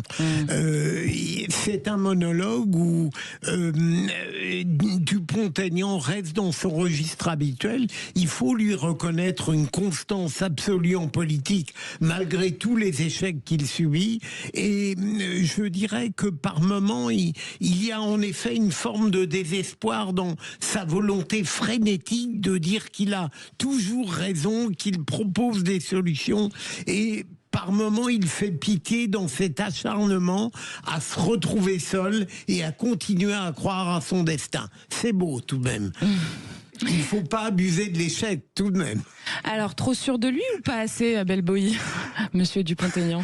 On dira que c'est un homme de conviction. Alors, c'est vrai que pour le voir un peu de loin, j'ai l'impression que c'est cet homme qui se présente à une élection présidentielle, qui disparaît les 3 années qui suivent et qui réapparaît toujours 1 an et demi, 2 ans avant la présidentielle pour se préparer pour la prochaine qui ne va évidemment pas gagner. Non, en tout cas, il faut saluer les personnes de conviction, blague à part, parce qu'il y en a très peu. On est dans un monde de girouettes. Après, le chemin qu'il a pris, il semble l'assumer et je n'ai pas grand-chose à dire dans le sens où ce n'est pas que cet individu ne m'intéresse pas, mais ne partageant pas grand-chose idéologiquement avec lui. Vous dites ça avec le sourire. Hein. Il y en a un autre qui sourit, c'est Philippe Bouriaki. Vous avez un truc à dire, vous, sur Dupont-Aignan? Non, mais je pense que la résurrection de... Vous n'arrivez plus à parler, du coup. Non, mais non, c'est ça, c'est que je suis dyslexique et comme 80% des personnes qui portent un handicap, le mien ne se voit pas. Et donc, dire résurrection...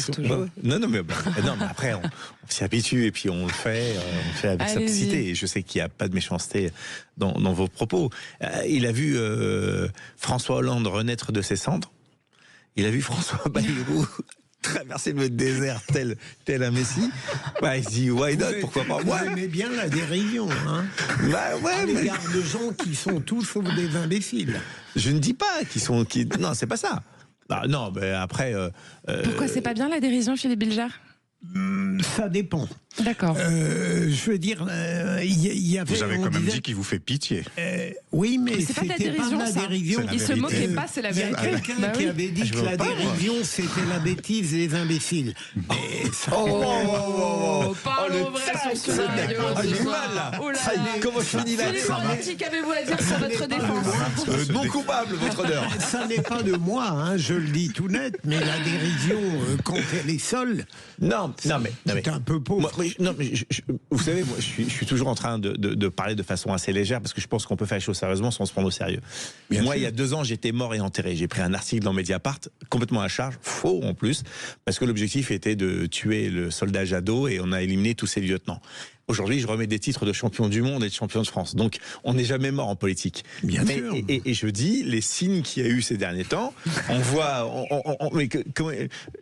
Manuel Valls redevenir ministre, donc ça lui donne peut-être des envies. Bien sûr, non, réellement. Mais non, il a dit qu'il quittait, qu'il allait en Espagne. Un coup, s'allie avec l'extrême droite, un coup avec les écologistes en Espagne. Il revient, il se prend une toise. Enfin non, c'est pas possible. J'aimerais bien qu'ils le font tuer. Ouais, c'est un autre sujet. Mais donc peut-être que ça lui donne de l'espoir et il a raison d'avoir de l'espoir. Mais c'est vrai que je ne partage pas beaucoup de choses avec lui et j'étais très content qu'il soit battu aux dernières élections législatives. Allez, on a le droit de faire de la dérision ce soir et un peu de pitié aussi.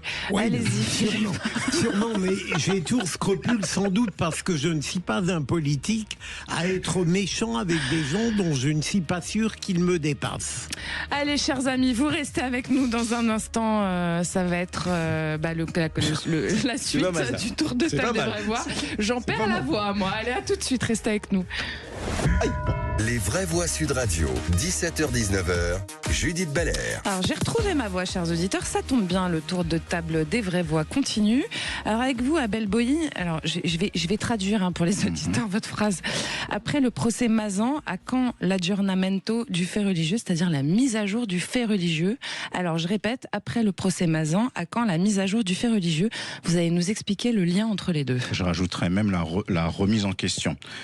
Quand on voit le procès Mazan, de façon très globale, c'est l'histoire d'un mari cruel qui maltraite de la manière la plus effroyable qui soit son épouse.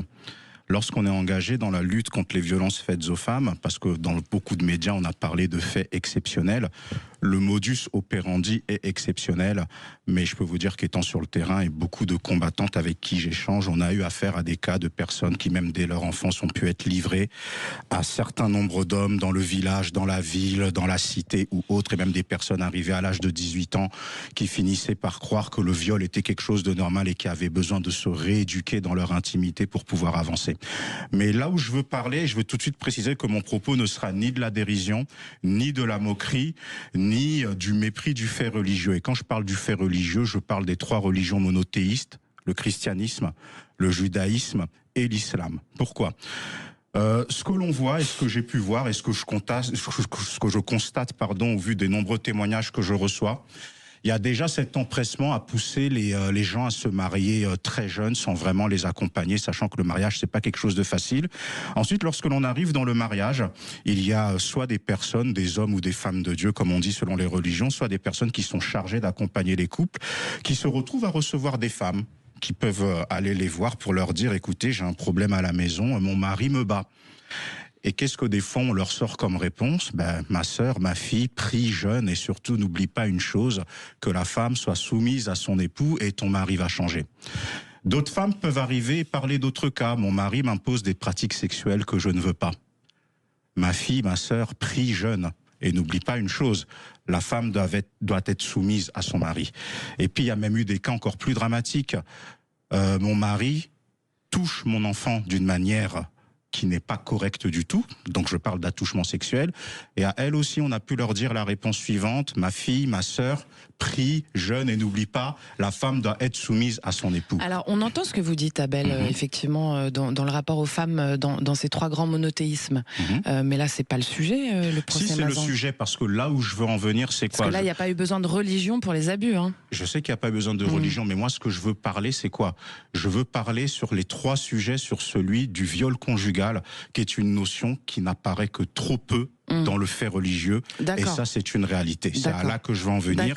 Sous prétexte que la femme doit être soumise à son mari, sous prétexte aussi que la vie religieuse, c'est une vie en communauté. Et lorsqu'en plus, le mari est quelqu'un d'assez influent, que ce soit dans la société ou dans la communauté, c'est encore plus compliqué pour la femme. Et il y a même un livre qui est sorti il n'y a pas longtemps qui s'appelle « Femme, tu seras soumise à ton mari », où il y a des témoignages de femmes qui ont été détruites par le fait religieux. Quand je parle du fait religieux, je n'insulte pas les personnes qui donnent leur vie, je n'insulte pas les personnes qui ont la foi, et je ne dis pas que toutes les personnes maltraitent les femmes. Néanmoins, il y a un problème avec la notion du viol conjugal basé sur dans la religion, basé sur la parole de la soumission de la femme vis-à-vis de l'homme, et c'est quelque chose qu'il faut dire. C'est pour ça que j'en appelle à cet aggiornamento, à cette remise en cause.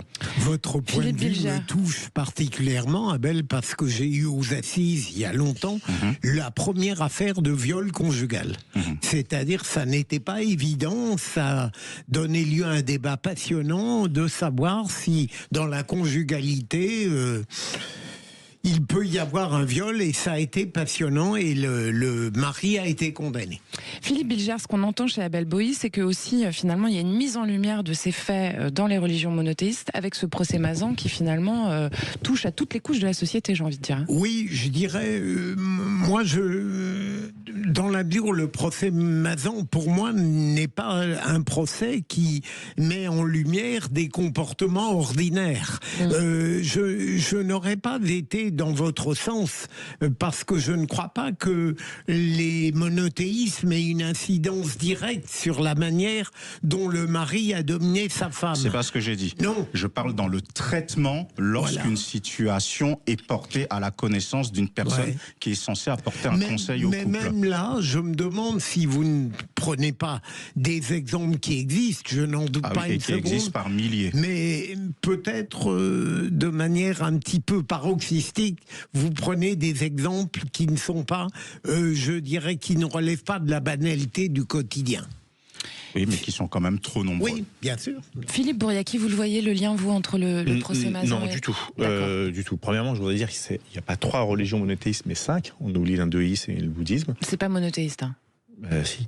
Mais bon, c'est polythéiste, l'hindouisme et le bouddhisme. Non, ils font partie des monothéistes, puisqu'on incarne sur une personne, c'est l'incarnation d'une seule personne. Mais je voudrais dire une chose. Pour avoir, j'ai eu la chance de rencontrer des rabbins, des imams et des prêtres. C'est la lecture de ce qu'on fait, de la religion qui fait que certains ont un comportement patriarcal. Patriarcal, je ne veux pas faire mon féministe de comptoir à la Sandrine Rousseau, mais dire que tout est régi par le code et les lois des hommes, et ça a commencé par les héritages, la transmission, etc. J'ai assisté à un mariage où un rabbin, une fois, a dit pour que un mariage soit réussi, il faut 3 choses. 1, le patron, c'est l'homme. 2, le chef de famille, c'est l'homme. Mais 3, l'homme doit toujours écouter sa femme.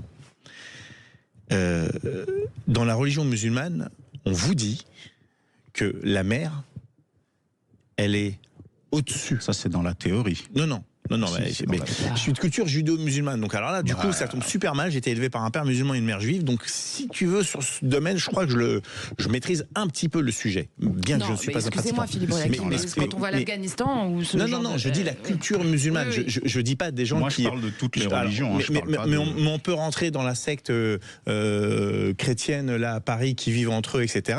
Vous avez plein de gens comme ça qui font des dénaturations. Je parle sur le principe, le chaptel même, où la mère, donc la femme, est au-dessus de ta tête que tu la portes. Et y compris dans la religion chrétienne, la Vierge Marie, c'est pas n'importe qui. Donc que des gens dénaturent pour leur propre intérêt, qui sont consolidés par d'autres hommes qui veulent pas perdre ce privilège et ce pouvoir, parce que s'ils le perdent, ils ne sont plus rien, ils n'existent plus, oui, c'est possible. Mais moi, je vais avoir une pensée pour tous nos compatriotes de confession juive, musulmane et chrétienne, bouddhistes, shintoïstes, toutes les religions qui peuvent être heurtées par ça. Il y a, c'est ce que j'ai dit hier, il y a une histoire d'éducation au sens large et au sens républicain que nous, les hommes, nous devons avoir avec nos enfants. Moi, une fois, mon fils Ethan s'est disputé avec sa sœur en disant « Non, ça c'est mon jouet, c'est un jouet de garçon. » Une seule fois. Il ne le recommencera plus jamais de sa vie, car immédiatement, je lui ai fait comprendre que la femme était l'égale de l'homme et elle pouvait jouer avec n'importe quel joueur. Je vais redire que je réitère mon propos, qui n'est pas un fait isolé, et je veux donner comme exemple, quand il y a eu le scandale de tous ces enfants qui ont été abusés sexuellement dans le cadre de l'Église catholique, qu'ont répondu certains prêtres, que le secret du confessionnal est au-dessus des lois de la République. Et il y a dû avoir une explosion de scandales pour que l'aggiornamento se fasse. Et je vous dis que dans ce domaine, je suis sur le terrain, des témoignages, on en a. Les scandales vont commencer à sortir aussi. Allez, Philippe Bouriaki, votre coup de gueule à vous, c'est au 1er janvier 2025, la ZFE, c'est-à-dire la zone à faible émission. Vous pensez que c'est une bombe nucléaire sociale, vous ? Complètement. Alors ça peut être paradoxal pour un écolo de dire que ça c'est une très grosse connerie, pas parce qu'on lutte contre la production de particules fines dans l'air et donc on est tous pour un air plus propre, plus sain et qu'on puisse vivre et arrêter de mourir bêtement, puisque c'est 65 000 morts par an, les particules fines, donc c'est une bombe atomique, mais je parle de bombe nucléaire sociale, parce que dès demain, dans 47 grandes métropoles de France, tous les véhicules à essence avant 2006 et tous les diesels avant 2011 ne pourront plus circuler car seront interdits, soit un véhicule sur 2. Le chiffre est clair, net et précis. Donc non seulement on ne pourra plus circuler... Il n'y a pas un délai, c'est appliqué tout doucement. Là, demain. Demain, dans quelques heures. Mais en plus, du coup, votre véhicule ne vaudra plus rien. C'est-à-dire que personne ne va... vous pourrez plus le vendre. Donc ça fait plusieurs centaines de milliers de voitures à la casse. Quoi. On parle de millions, là, du coup, sur ce coup-là. Alors, ce que je veux dire, c'est que pourquoi tous ces... techno, bobo, pseudo-écolo, n'ont pas dès le départ mis des mesures pour aider ou changer les motorisations, ce qui, au lieu de changer le tour d'un véhicule, changer le mode d'injection pour pouvoir permettre à ces propriétaires à bas salaire de pouvoir continuer à vivre normalement. Parce que c'est pas les 4 000 € de prime bonus ou de malus bonus que vous faites sur un véhicule à 35 000 ou 40 000 € qui peuvent régler la situation. Parce que celui qui a une bagnole avant 2006 ou 2011, eh ben c'est quelqu'un qui a pas beaucoup de sous dans la poche. Et c'est là où on aurait dû, sur ces primes-là, au lieu de les primer à -4, -6, les primer à -5, -3, et prendre la différence et les mettre, et pouvoir mettre des aides pour permettre à ces citoyens de pouvoir changer leur motorisation sur leur propre véhicule. Et c'est une bombe à retardement. Donc on va faire quoi? Ils n'auront pas le choix, ils vont continuer à prendre leur bagnole, ils vont prendre des PV, vous allez les appauvrir encore plus. Vous êtes complètement irresponsable. C'est l'écologie qu'on déteste, c'est l'écologie qui fait détester l'écologie. Soit vous vous dites, vous êtes réellement socialement compatible et vous prenez la mesure et vous dites, attendez, on va la repousser à 2028 et on va mettre en œuvre une certaine tarification qui va pouvoir permettre à ces gens-là soit de pouvoir changer de véhicule, soit de pouvoir changer la motorisation de leur véhicule. C'est dramatique, c'est du racisme social qu'ils sont en train de faire, parce que eux ne sont pas concernés. Quand vous habitez Paris, vous n'avez pas besoin de bagnole, vous êtes à moins de 300 mètres de n'importe où, d'une station de métro, de RER, de bus, de tram, mais dès que vous êtes un banlieusard, vous êtes condamné à rester dans votre ghetto. C'est du racisme social. Philippe Bilger, vous êtes d'accord? Vous avez totalement raison. On a beaucoup traité ce sujet et vous avez raison, ce sont des décisions aberrantes. Ce sont des décisions de classe au sens marxiste. Moi, ce qui m'étonne dans tout ça à Bellebois, c'est que normalement, quand on fait passer une loi, c'est comme quand les scooters devaient être verbalisés. Il y a eu un délai de 6 mois, 1 an, avant que l'application soit vraiment mise en route de manière un peu sévère. Alors, comment ça se fait que là, c'est comme ça aussi rapide ? Je dirais que c'est l'esprit de dictature de l'écologie punitive. On parle de la banlieue, mais on ne parlera même pas des personnes qui habitent à la campagne. Moi, j'habite à la campagne et la gare qui est dans mon village a fermé en 1939. J'ai aucun moyen de transport. Je crois qu'il y a 2 bus dans la journée. Donc, si j'ai pas de voiture, je suis assigné à résidence. Donc, il eût été plus intéressant de faire un accompagnement, même sur 10, 15 ans, c'est pas grave. Et comment dire, de faire adhérer les gens. Les gens, faut les convaincre parce que quand vous prenez un Français lambda ou une Française lambda qui roule au diesel, la personne n'en a rien à faire de la motorisation, tout ce que vous voulez. Le diesel, c'est parce que ça consomme moins que l'essence. Aujourd'hui, malheureusement, ça coûte aussi cher, voire plus que l'essence dans certaines stations. Mais à la base, c'est pour ça que les gens allaient vers le diesel. C'est pour des histoires de consommation. Donc la pédagogie manque cruellement et c'est encore quelque chose de dommageable dans notre société. On vous a bien entendu. Allez, vous restez avec nous, chers auditeurs. Il est 18h35 et dans un instant, c'est le coup de projecteur des vraies voix de Sud Radio. Alors ce soir, pour la 8e année consécutive, vous le savez, Emmanuel Macron s'adressera aux Français dans une allocution à 20h après une année 2024 marquée par la réussite des JO, mais aussi, on le sait, des revers politiques. On espère pour 2025 une vision axée sur la réconciliation et la stabilité. Et on vous pose la question sur X. Qu'est-ce que vous attendez, vous ? Dites-le, n'hésitez pas à voter des vœux 2025 d'Emmanuel Macron. Vous en entendez un nouveau souffle, du réconfort ou rien du tout ? Alors pour l'instant sur X, vous dites rien du tout à 98%, c'est assez clair. Je vous dirai quelques commentaires un peu salés tout à l'heure. Allez, restez avec nous surtout, c'est le coup de projecteur des vraies voix dans un instant. Vraies voix, on est avec Philippe Bilger, qui est président de l'Institut de la Parole, Abel Boï, qui est président de Tous Unis, qui est Tous Unis, puis Philippe Bouriaki, conseiller municipal et régional Île-de-France. Et on vous pose la question sur Twitter, ça va être le coup de projecteur des vraies voix tout de suite. Les vraies voix Sud Radio, le coup de projecteur des vraies voix. Alors, pour la 8e fois consécutive, le président de la République prendra la parole ce 31 décembre lors de son allocution à 20h. Il y a un an, il évoquait une année de fierté, un millésime français pour 2024, marqué par le succès des JO et la reconstruction de Notre-Dame. Cependant, cette année a aussi été marquée par des revers, on le sait, tels que la défaite aux élections européennes, une dissolution gouvernementale, une cote de popularité en chute et une instabilité politique. Alors, qu'est-ce qui nous réserve le président pour 2025 ? On vous pose la question. Et on vous demande surtout qu'est-ce que vous en attendez de ces vœux 2025 d'Emmanuel Macron. Alors, un nouveau souffle, du réconfort ou rien du tout ? On l'a dit, vous dites rien du tout à 98%, c'est assez clair, puisque vous êtes assez fâchés en général. Il y en a qui disent, alors je vous cite quelques commentaires, il y a le règne nous suffit, il y a qu'il s'en aille, il y a qu'il démissionne, il n'y a rien du tout, mais vraiment pas du tout, etc., etc. Vous êtes quand même tous assez remontés, vous les auditeurs de Sud Radio. Et maintenant, on va demander à nos vraies voix ce qu'ils en pensent, Philippe Bilger. Alors, on annonce, paraît-il, un nouveau ton de la part d'Emmanuel Macron. C'est une promesse qu'il a assez souvent faite depuis 2017 et plus particulièrement depuis 2022.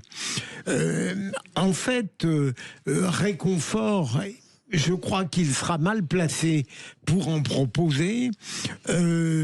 Et puis, nouveau souffle, c'est encore plus délicat parce que je pense qu'en 2025, même si j'espère que l'année sera meilleure que 2024, on continuera à payer sur le plan politique les effets de la calamiteuse dissolution. Mais si j'étais Emmanuel Macron, paradoxalement, je lui conseillerais pour la première fois de sa vie politique une forme de contrition, de modestie, en disant tout simplement « j'ai commis de graves erreurs et je suis persuadé qu'à partir de là, il ne regagnerait pas une majorité de Français dans l'estime, mais il pourrait reconstruire quelque chose pour l'emmener, non pas tranquillement, mais sûrement jusqu'en 2027. » Vous y croyez à la modestie du président Macron, Abel Boï ? Non, pas du tout, mais vous savez comment les politiques font pour reconnaître à demi-mot leurs erreurs. Ils disent évidemment que tout n'a pas été parfait. Donc ils gardent le mot parfait dans la chose, mais ils ne disent jamais j'ai mal fait. Ça, c'est même assez facile de deviner ce qu'il va dire. Il va se vanter de l'organisation des JO et de la reconstruction de Notre-Dame, mais il va rappeler que la guerre frappe toujours aux portes de l'Europe. Un petit mot sur l'Ukraine. Et puis un petit mot sur le fait que les Français doivent être forts parce que 2025 a son lot de défis avec la casse sociale qu'il va y avoir, et il va expliquer qu'il a eu raison de faire la dissolution. Moi, ce que j'attends de lui, c'est qu'il soit concis et que ce qu'il peut dire en 5 minutes, il ne prenne pas 20 minutes pour le dire. Alors, être concis, Philippe Bouriaki, ça serait dire « j'ai raison ». Ou je vous prie de bien vouloir m'excuser. Comme je l'ai fait moi dans mes vœux. Je me suis excusé auprès de mes amis des Orlysiens parce que j'avais promis de reverser la moitié de mes indemnités après déduction des frais. Ouais. Et en constatant et en regardant, donc je présente mes excuses aux auditeurs de Sud Radio parce que je l'avais promis aussi, je reverse la totalité de mes indemnités. Donc Bravo. Des fois, s'excuser, c'est pas mauvais. Bon, allez, vous pouvez nous appeler, vous le savez, au 0826 300 300 pour réagir. On est avec notre invité, Jérôme Bayle, qui est éleveur bovin et leader du mouvement des agriculteurs en Haute-Garonne. Bonsoir Jérôme. Bonsoir. Alors Jérôme, je vais vous la poser la question à vous. Qu'est-ce que vous en attendez des vœux de 2025 d'Emmanuel Macron? J'espère qu'ils seront meilleurs que les autres années parce que je pense que pour notre profession et pour, on va dire, l'ensemble des citoyens français, ça a été 2024 une année très très compliquée. Vous concrètement, qu'est-ce que vous attendez comme engagement de sa part pour les agriculteurs? On n'entend pas des engagements, vous savez, maintenant, on y croit un peu moins, ça, tous ces engagements. Depuis quelque temps, on voit que le monde politique et l'avancée de la France y arrête totalement. Donc, vous avez l'air d'avoir baissé les bras, Jérôme. Ah non, du tout, du tout, je baisse pas les bras, vous inquiétez pas. Mais vous me demandez ce que j'attends, moi je peux vous dire. Vous attendez rien des vœux, quoi? Des vœux, vous savez, on souhaite bonne année à tout le monde, même si des fois on ne le pense pas, donc ça va pareil lui aussi. Donc pour vous, en fait, ça sert à rien, quoi, ces vœux. C'est-à-dire que si vous deviez choisir entre un nouveau souffle, du réconfort ou rien du tout, vous diriez rien du tout. Non, mais c'est pas ça qu'il faut dire les vœux. C'est une tradition et c'est son rôle de président de la République de souhaiter les vœux aux Français. Mais après, est-ce que les Français sont obligés de le croire? Je suis pas sûr. Est-ce que c'est une question de confiance tout ça, Philippe Bilger? Oui, il faut dire que c'est un peu le paradoxe d'Emmanuel Macron. On ne peut pas lui dénier une certaine intelligence, un total narcissisme, et en même temps, je crois que ce président, de manière parfois injuste, fait l'objet d'une hostilité qui n'est même plus politique. Il y a quelque chose de... C'est épidermique.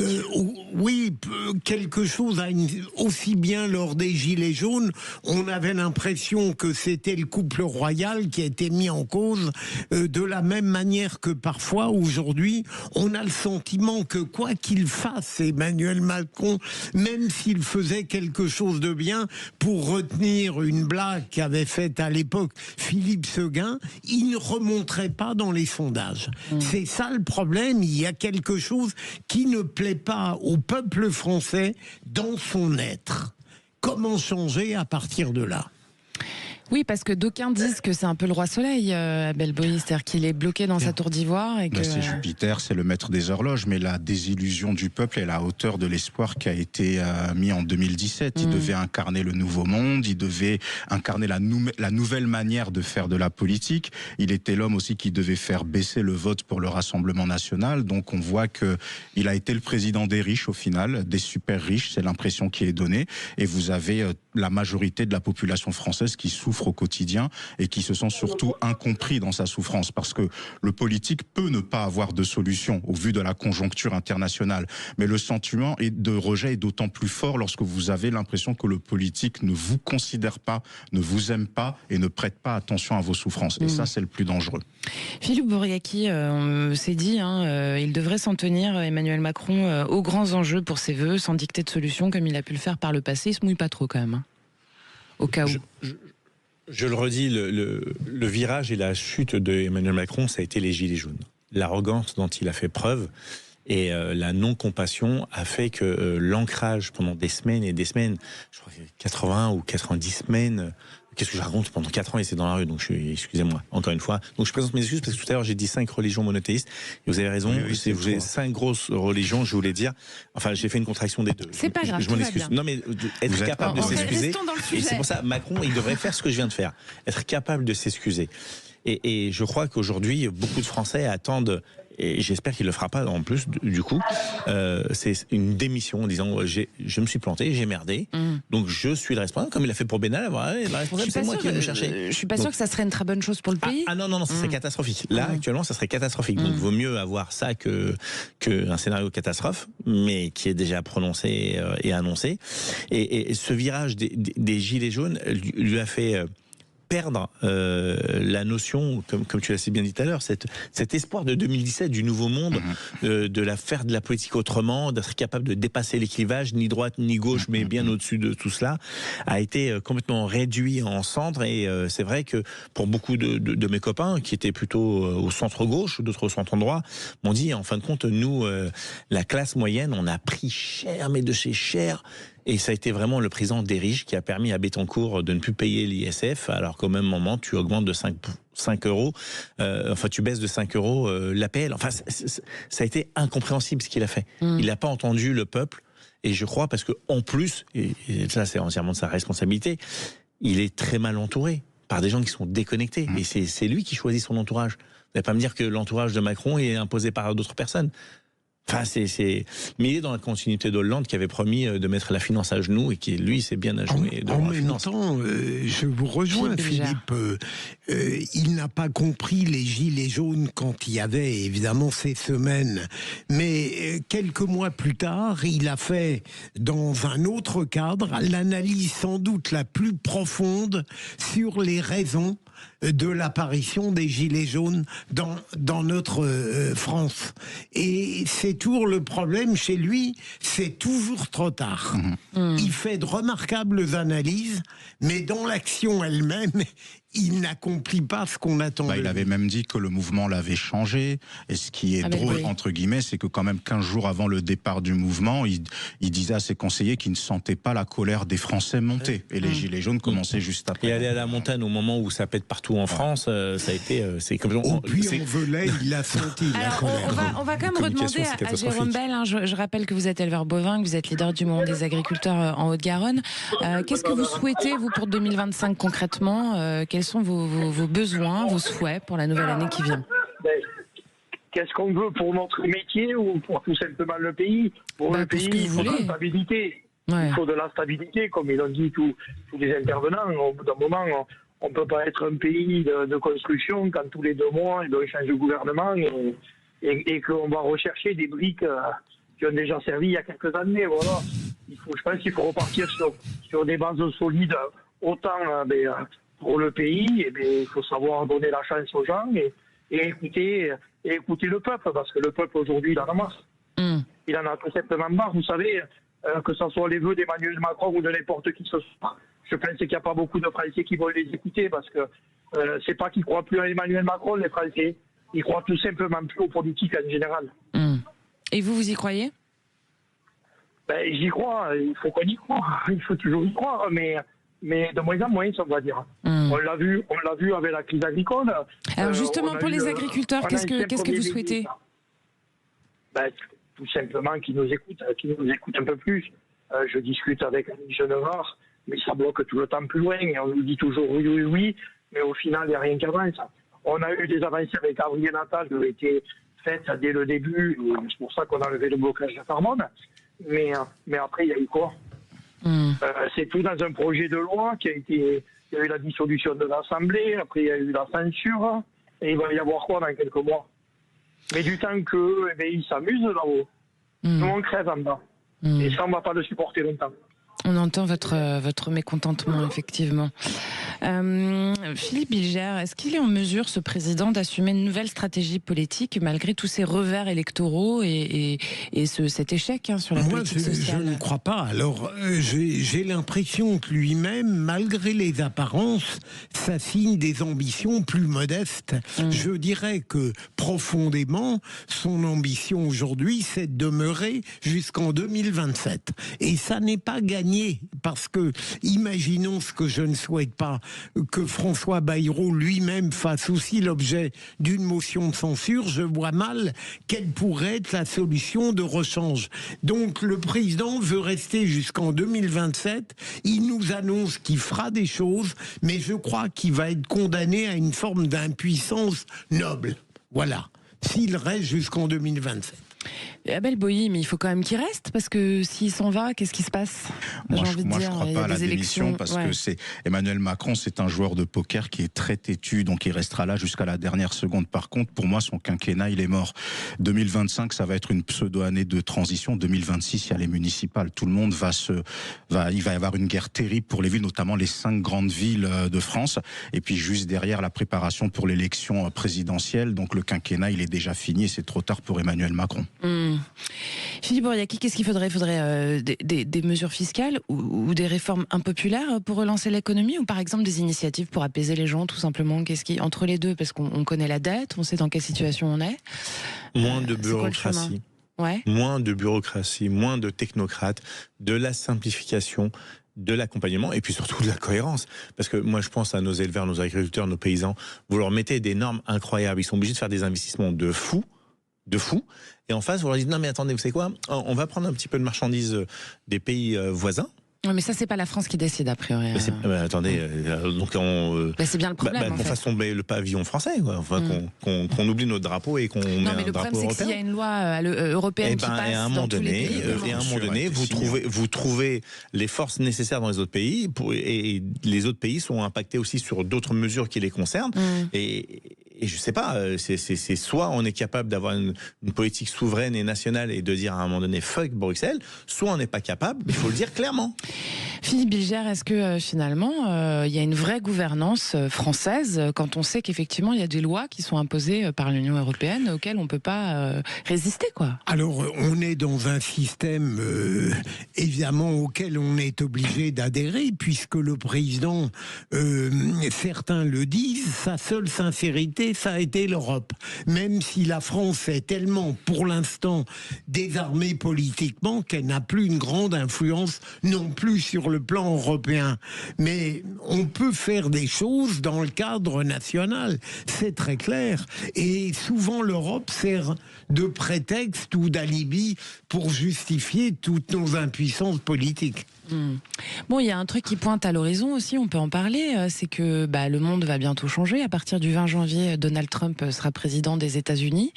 Est-ce que vous pensez que ça va influer sur notre politique interne aussi, pas que internationale, Abel Boilly? Très honnêtement, pour le quotidien des Français, est-ce que ça va changer quelque chose? Je pense pas. Donald Trump a déjà été président des États-Unis. J'ai pas vu que ceux qui étaient en galère étaient toujours dans la galère, ceux qui étaient bien étaient toujours dans des positions confortables. Ça n'a rien changé. Oui, mais là, on va pouvoir moins importer nos produits. Il va y avoir des grosses taxes. Enfin. Ouais, mais je pense qu'il y a des discussions qui vont se faire pour qu'il n'y ait pas trop d'impact. Mais la situation du pays est dans une telle déliquescence que qu'est-ce que ça changerait en réalité? Parce qu'il y a ce que va dire le milieu politique, mais ce que monsieur et madame, tout le monde ressent au quotidien, ça ne changera rien du tout, malheureusement. Mais en parlant de Donald Trump et d'un de ses acolytes, Elon Musk, tout à l'heure on parlait de Mayotte, Elon Musk, les antennes qui sont à Mayotte là pour permettre d'avoir de la télécommunication, c'est du Starlink. Ouais. Donc voilà, faudrait réfléchir un petit peu sur la souveraineté française aussi dans ce domaine-là. Bien sûr. Et finalement, Philippe Bouriaki, ce qu'on entend, c'est qu'il y a une vraie dichotomie entre ce qu'on applique comme loi ou ce qu'on n'applique pas d'ailleurs et ce qui se passe dans le quotidien des Français, quoi.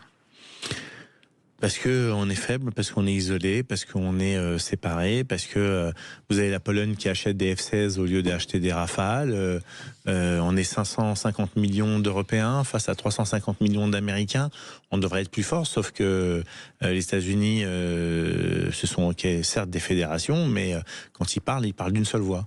Nous, on est des nations, on n'est pas un État fédéral, mais quand on parle de 27, 28, 30, même ceux qui sont d'extérieur peuvent parler à notre place, et donc ce qui fait de nous des proies et des gens faibles. Et donc, oui, mais c'est ce que vous disiez tout à l'heure, c'est-à-dire que soit on applique les lois européennes, à ce moment-là on fait tomber le pavillon français, c'est ça? Oui.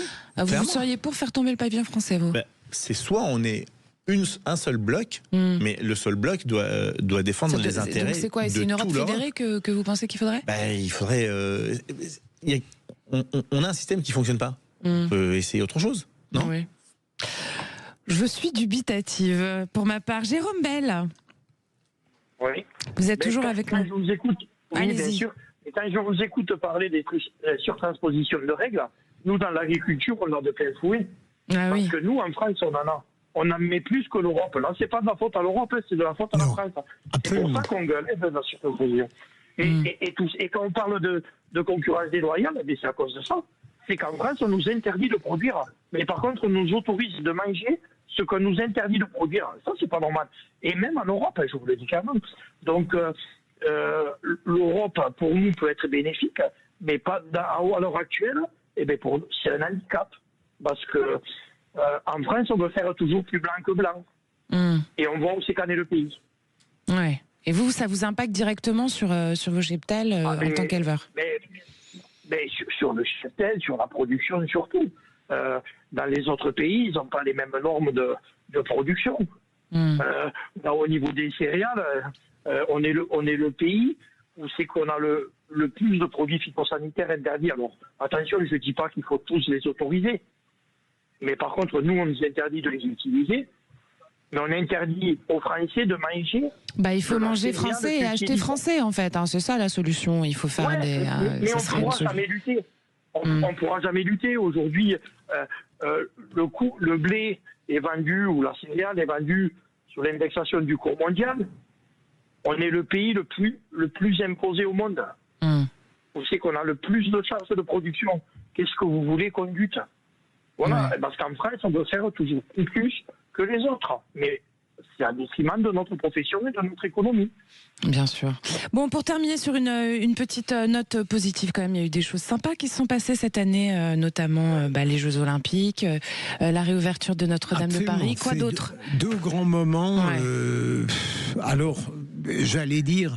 Et puis quelque chose d'important, c'est le succès du cinéma français. En 2024, c'est colossal, et avec deux grands films. Enfin, il y en a eu d'autres, mais une remontée formidable. Voilà, alors quelques petites choses positives pour terminer cette émission. Abel Boï, qu'est-ce que vous avez de sympa de nous dire sur 2024? Les Jeux Olympiques, effectivement. Je vais répéter un peu ce que Philippe vient de dire, le cinéma. Le fait que les personnes qui arrivent au bout de l'année soient toujours en bonne santé aussi, c'est des choses dont on oublie un peu dans tout ce marasme politico-économique, le fait d'avoir la santé, et c'est quelque chose qu'il faut souhaiter à toutes et à tous pour 2025 tout simplement. On vous souhaite à tous la santé. Et vous, Philippe Bouriaki, alors? Que les nappes phréatiques sont au plus haut, ça c'est bien quand même. Puis la deuxième, c'est de vous avoir rencontré, Judith. Je vais avoir des vapeurs. Allez, et vous, Jérôme, on vous souhaite une excellente année. On vous souhaite plein de bonheur et un très très bon réveillon en famille, peut-être, ou avec vos amis, comme vous allez le passer. Merci d'être. Je suis de mariage. Vous voyez, j'ai pris la parole. Je suis un mariage là.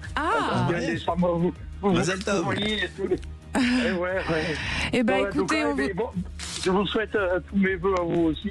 Pareillement. Et surtout, continuer à soutenir les agriculteurs français. Bien sûr. Parce qu'on en a besoin. Et vive Laurent Camponet-Lorto. Allez, on vous embrasse, merci. On vous embrasse tous, chers auditrices, chers auditeurs. On vous souhaite un merveilleux réveillon 2024, évidemment, en famille, avec vos amis, comme vous avez souhaité le passer. Et puis, on vous embrasse. On vous retrouve demain, évidemment, pour le premier jour 2025 des Vraies Voix.